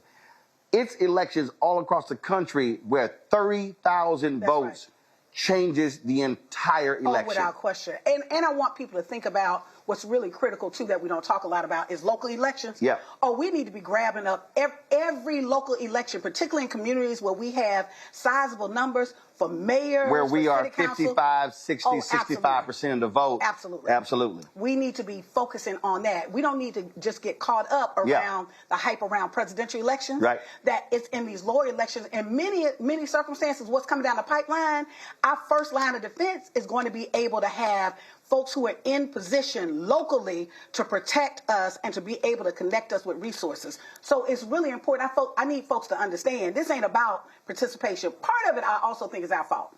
Part of it has been our fault of really focusing on to participate. You need to participate because folks died for you, and all of that is true. But this is really about power. Right. And we have to recognize this is about power. When folks coming for you, you got to use every single tool available to you to push back and to move forward to get power. We talk about 26, but the reality is what I keep saying, listen, you got a mayoral election in New Orleans. That's right. You've got a gubernatorial election in New Jersey. Right. Congresswoman Mikey Sherrill, you need to get off your ass and do more talk to black people. You got a gubernatorial, but also a legislative election in Virginia. That's right. If Democrats win the Virginia House, beating MAGA black Lieutenant Governor Winsome Sears, who is down with Trump 100%, if they win, if they maintain the House, then Don Scott is still Speaker of the House. If they control the Senate, Louise Lucas, she controls the money. So literally, and what that then happens is they now, because they've already passed it this year, they now can pass it again to restore voting rights for all folks formerly incarcerated by putting on a ballot that no longer requires the governor signing each one. So you can have a number of people in Virginia get their right to vote back if Democrats win the House, Senate, and governor's mansion. That's right. This ain't time for people coming up with half ideas, who have not put boots on the ground, who have not done the work, who have not organized communities, because I know the difference. I've gone in a courtroom where a DA that was put in by the people was very different than the outcome of a DA that was not responsive. Well, and in Virginia, you got a black guy, Jay Jones, running for Attorney General against a crazy, deranged MAGA. So now that's the chief law enforcement officer of Virginia will be a brother. See, so it's like, folks, understand, it is chess, but you would say, hold up, Virginia, you would have a black guy, the Attorney General. Come on. A black guy, the Speaker of the House. Right. A black woman controlling all the money in the Senate. Oh, what the hell? So that's not a DNR thing. But the reality is they are Democrats, but that's black power controlling positions. Absolutely. And controlling resources and protecting us. The other pieces we got to really realize, do we not see that there is an agenda to cut us off from resources? Do we not see how vulnerable we are right now? The Republicans ran out the black guy who was the superintendent of the Virginia Military Institute. Then Trump has been going after the black guy who's the president of George Mason, and he's been resisting. Hell no, I'm not resigning, and I'm not apologizing. So that's the stuff that people need to understand what's going on. They need to understand what's going on. This is a moment that you cannot leave any power on the table. This is the moment we got to be organizing. We need to connect ourselves. Folks need to be registering to vote. I don't care what your position on it. At this moment, you need to recognize that we are in a fight, that we've got to stop the ascension of what we're seeing as the consolidation of power. And the way you stop that, you have to slow that down by disrupting. And voting is a vehicle to also disrupt when folks are actually trying to take and consolidate all the power. It's also really, and I've just been trying to get our folk to just to really fully embrace this, that when you say, it is a top-down massive attack on everything black. Everything black. So for the people who get so caught up in, oh man, y'all trying to be Democratic shields, this is very simple. They want to get rid of the federal DBA program, $37 billion program. Last year, black businesses got $10 billion a record, even though it was less than 2%, it's still a record. They want to get rid of the program. Right. They want to they're attacking, they are literally using the power of the federal government to tell private companies, oh, I'm not going to approve your acquisition unless you get rid of DEI. They did it with Paramount. That's right. They did it with multiple companies. That's Brendan Carr to FCC. That's right. They're using the power of the SEC, the Federal Trade Commission, the Supreme Court just affirmed Trump being able to fire the Federal Trade Commission member. And so people have to recognize that they're trying to fire the black woman on the Federal Reserve, Lisa Cook. All these things are happening. Who's not even the chair. The irony around it is she's not even the chair. So why, out of all the governors you have, we have to realize that there is a strong message to stop black building. There is a strong message to actually punish anything and strip away anything that actually helps black folks advance or get access to resources. And so if that's going to be the case, our response can't just be sitting at home. Because if we're sitting at home, that means we're giving them permission. We're saying, oh, it's okay, I don't care about that. Part of the voter suppression and what we're seeing right now is not because we weren't participating. It is a response to black folks actually moving forward and gaining some policy wins. So we got to really think about this moment right now. This moment is not the setback. This got to be the setup moment. This is the moment that we got to come out strong. Last point here. This generation, and this is, I think, where the rubber meets the road. This generation has never had to encounter what I am calling Jim Crow 2.0. Right. We had to deal with stuff. We had to deal with Reagan. We had to deal with stuff. No. I would say there has been nothing. No. There's been nothing. And even if you go back 60s, if you think White House, you didn't have this level of attack from LBJ Kennedy. Right. You go to 56, you didn't have this attack really from Eisenhower. No. He was indifferent. Then you go Truman, FDR, this literally. We've not seen this. We have not seen this. But this literally is the most direct assault and anti-black presidential administration since that violent racist Woodrow Wilson. Absolutely. Absolutely. And that's why I need people to understand that there are no games here. Right. This is an all-out assault on everything black. Everything black. And you think in terms of resources when we're thinking about how the middle class was built. When we think about black folks moving forward, we just think we're going to sit back and it's just going to fade out. It will not. First of all, if you attack the federal government and the jobs, you are attacking the black middle class, which means you're attacking black housing. Then you attack black giving. Yes. Then what they're now doing by attacking with the companies, they're now freezing the resources that are going to nonprofits. That are going to. That's right. I mean, see, folks don't even understand how this thing is, how it is impacting everything downstream. That's right. There is an anti-black agenda. Do not fool yourself. There's the evidence. It's not even like behind closed doors. Right. It's in our face. Oh, yeah. Oh, they real public. I mean, last week, Senator Eric Schmidt of Missouri, Republican, gave one of the most racist speech. People got to look at it. He literally, we did a show, we showed it 3 times last week. He literally said, our ancestors did, it was for them and us. Right. Nobody else. He was saying this thing was for white people. You know, the irony around that is who built this country, and also the irony around, so you believe that black folk, that we are existing in this country for the pleasure of just serving you? Like, we've got to wake up and recognize that even God gave a duck enough sense to take care of his ducklings.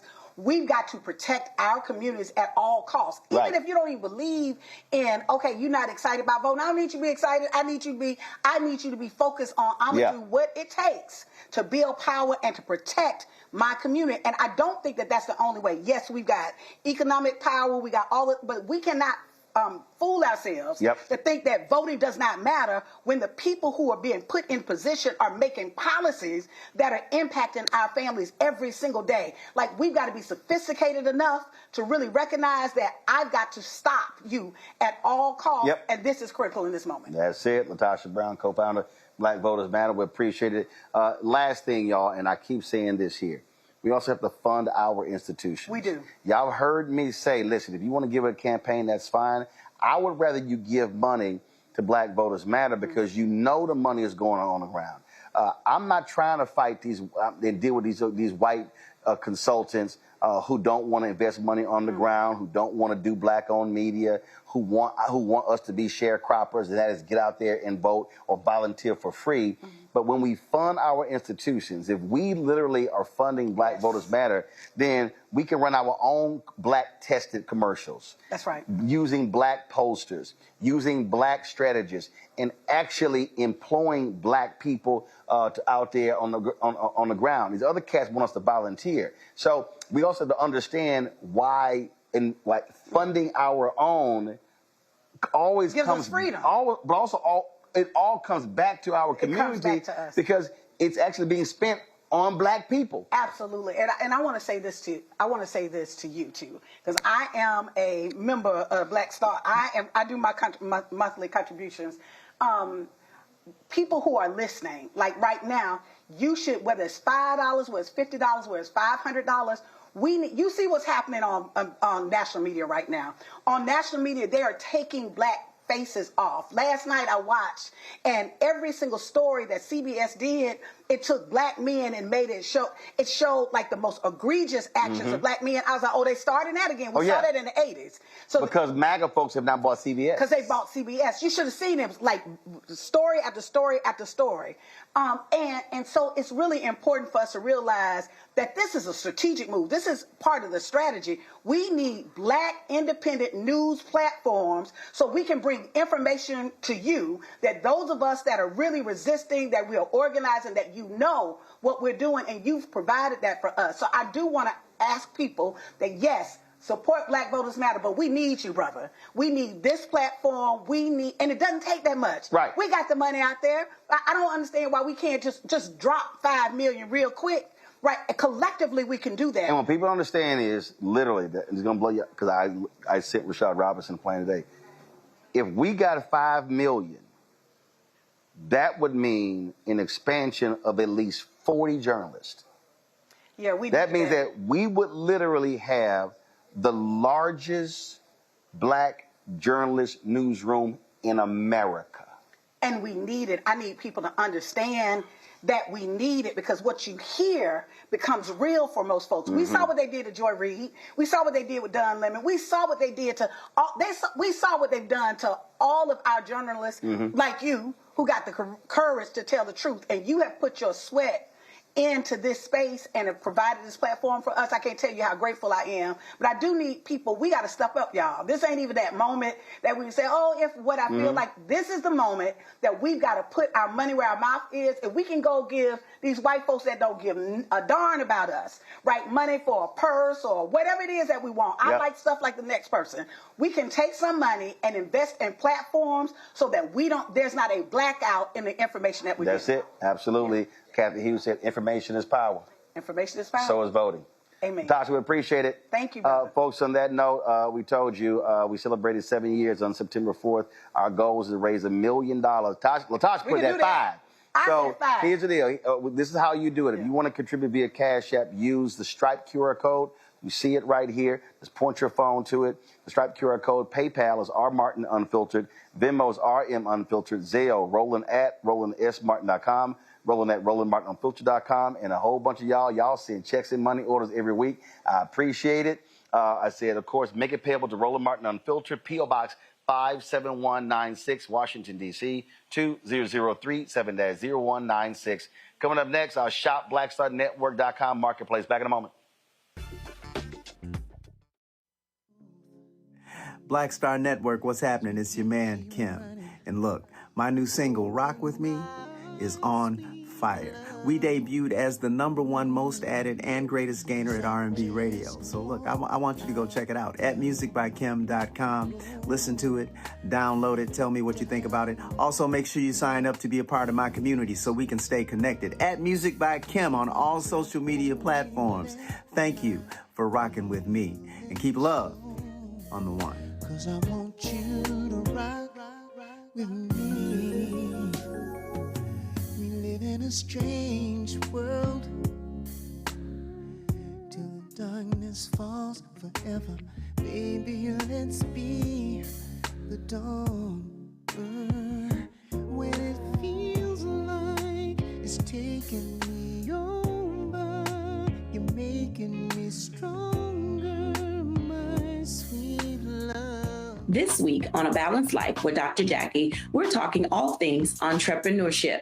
Whether you want to jump right in, take a leap of faith, or you've just been thinking about it for a while, we're having a one-on-one candid conversation with Dr. Tierney, our level up coach and YouTuber of the amazing Hey Sugar. So let's talk about entrepreneurship. Before you jump out here, know that it is some work that goes into it. And not necessarily the work in the business itself, but some inner work. That's this week on A Balanced Life with Dr. Jackie on Black Star Network.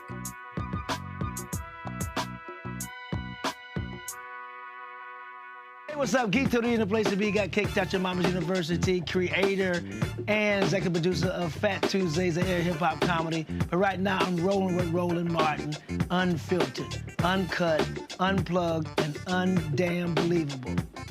You hear me?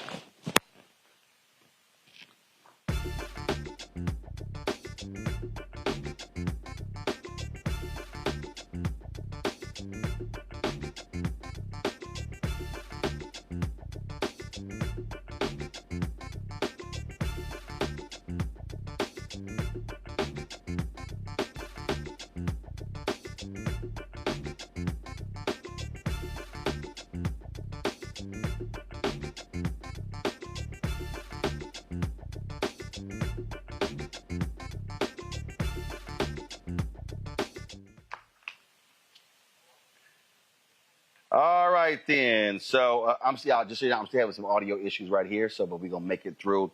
If y'all look at the Paul Robeson, not my Paul Robeson. You know what? I need to get a Paul Robeson picture in our studio. James Baldwin, the James Baldwin piece that hangs in our Black Star Network studios there. I love that piece. And so one day I was on Etsy, and I actually saw that, and I hit Dominique Brown, and I said, man, I got to get that. And so she sent that to us.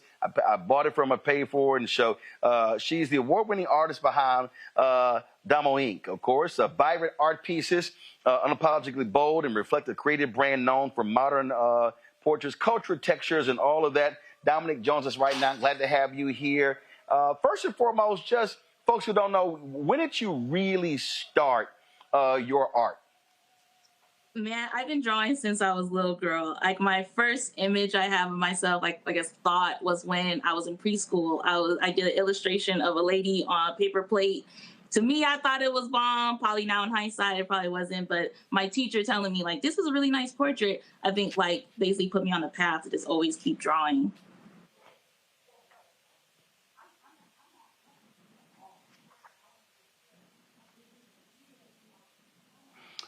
Now, art for many people is very personal, and there are different styles. What really attracted my attention was the vibrancy of your pieces. Some people are a lot darker as well. And so explain why that is a part of your signature in terms of these really vibrant works of art. I think for me, I grew up in a very vibrant house. Like my parents had art all over the home. We had figurines. Every Christmas, they're always buying me art supplies. Like I've always been around color. Like my house is colorful, as you can see. I think for me, I think it's really important to bring that into people's spaces. I think obviously like people, I guess like you probably can look at, like let's say if you have a kid that grew up in a beige room compared to a kid that was born in a colorful room, the kid that was in that colorful room is creative, has thoughts behind, it's just like more artistic. So I think that's why I push that in my artwork of just kind of basically inspiring people to be creative. Let's go to some questions from my panel. Let's see, who do I think really is it? Well, you know what? I'll start with you, Randy. You know, you got some art pieces there, and you always talking about how cultured you are. I think you just bougie, but go on right ahead.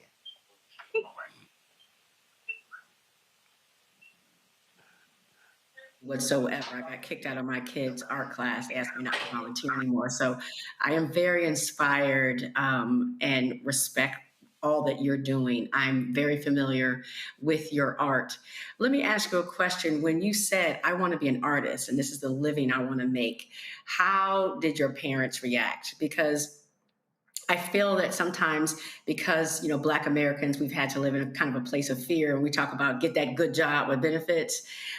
We sometimes are confined and don't feel like we're able to go out and really use our creativity. So was it easily accepted? I like that point that you made. I think I was blessed when my parents were always pushing me.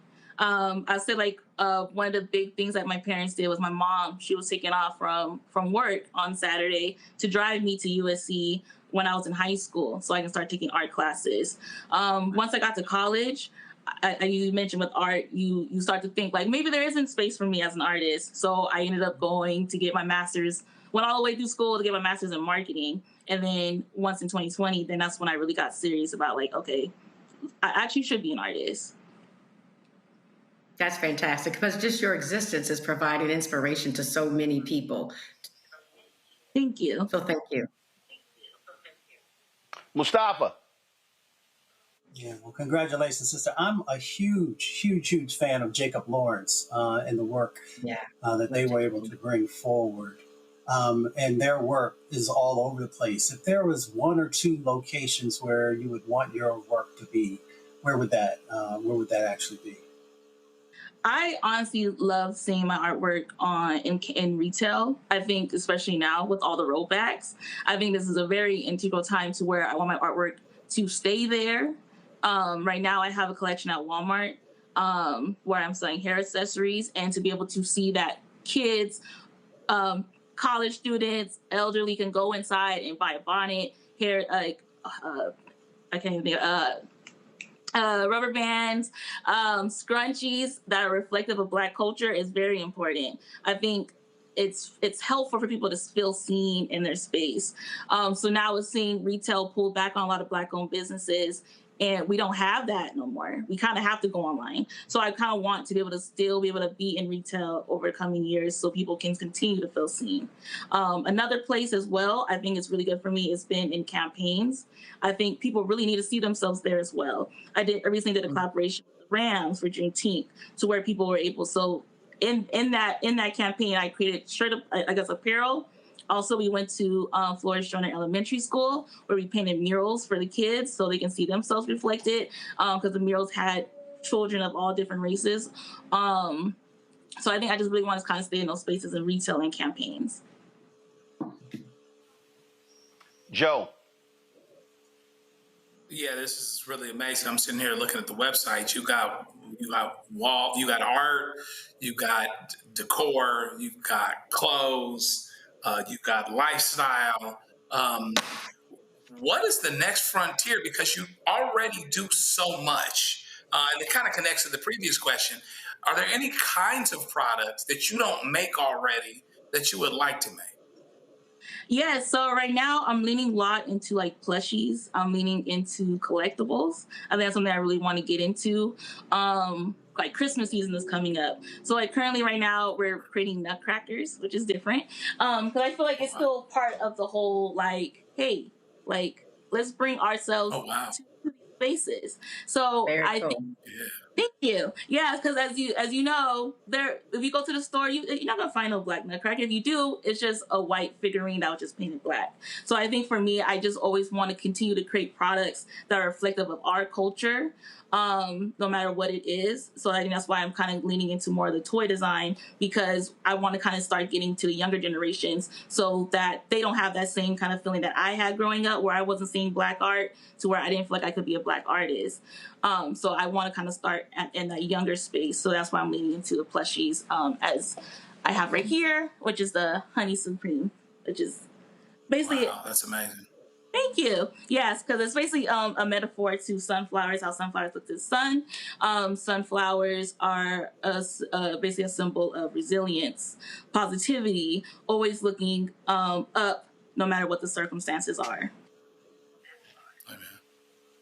All right, then. Well, folks, again, Dominique has some amazing pieces. If y'all go to shopblackstarnetwork.com, y'all can certainly get those. If you want to get your copy of that James Baldwin piece we have hanging up in our studio, you can absolutely do so. If you go to the website, you'll see the pieces, Coretta Scott King and Dr. King, Rosa Parks, John Lewis, some others as well. And so it's Damo Inc., and so support her artwork. Dominique, I appreciate you being on today's show. Thanks a lot. Thank you. All right, then.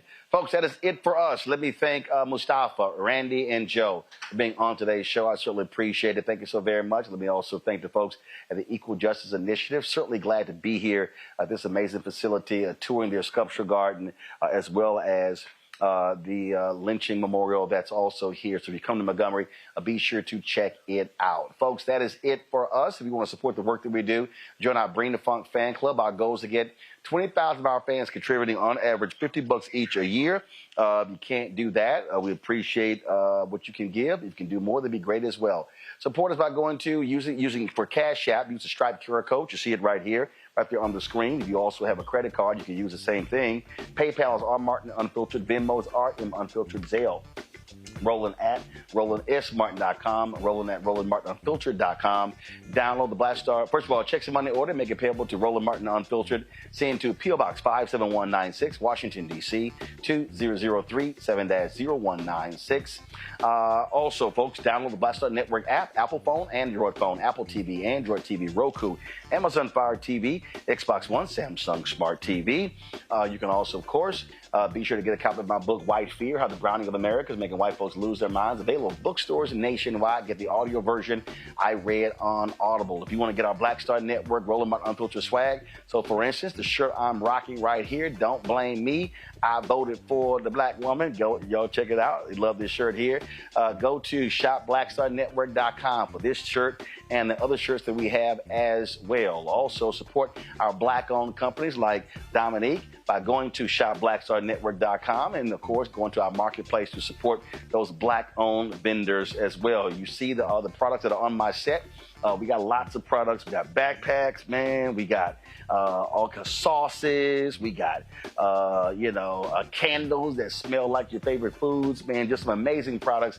So go to shopblackstarnetwork.com. And of course, support Fanbase. Download the app, Fanbase, Black-owned social media app. And we keep talking about we need our own platform, so we should be all on Fanbase. I am. Follow me at Roland S. Martin. So download the app, Fanbase. If you want to invest, they've raised $13 million. So go to startengine.com/Fanbase, startengine.com/Fanbase. More information. Folks, that's it for me. I'll see y'all tomorrow right here, Roland Martin Unfiltered on the Black Star Network. And again, man, I love this here. And I love this sign right here. It says, "You are standing on a site where enslaved people were warehoused." Folks, we have to honor our history and respect our history. And we are standing right now on hollow ground. And so let's never forget where our people came from and what they endured. And what we should be doing every single day is honoring them with our sacrifice, with our love, and fighting for them in everything that we do. I'll see y'all tomorrow from Washington, D.C. Holla!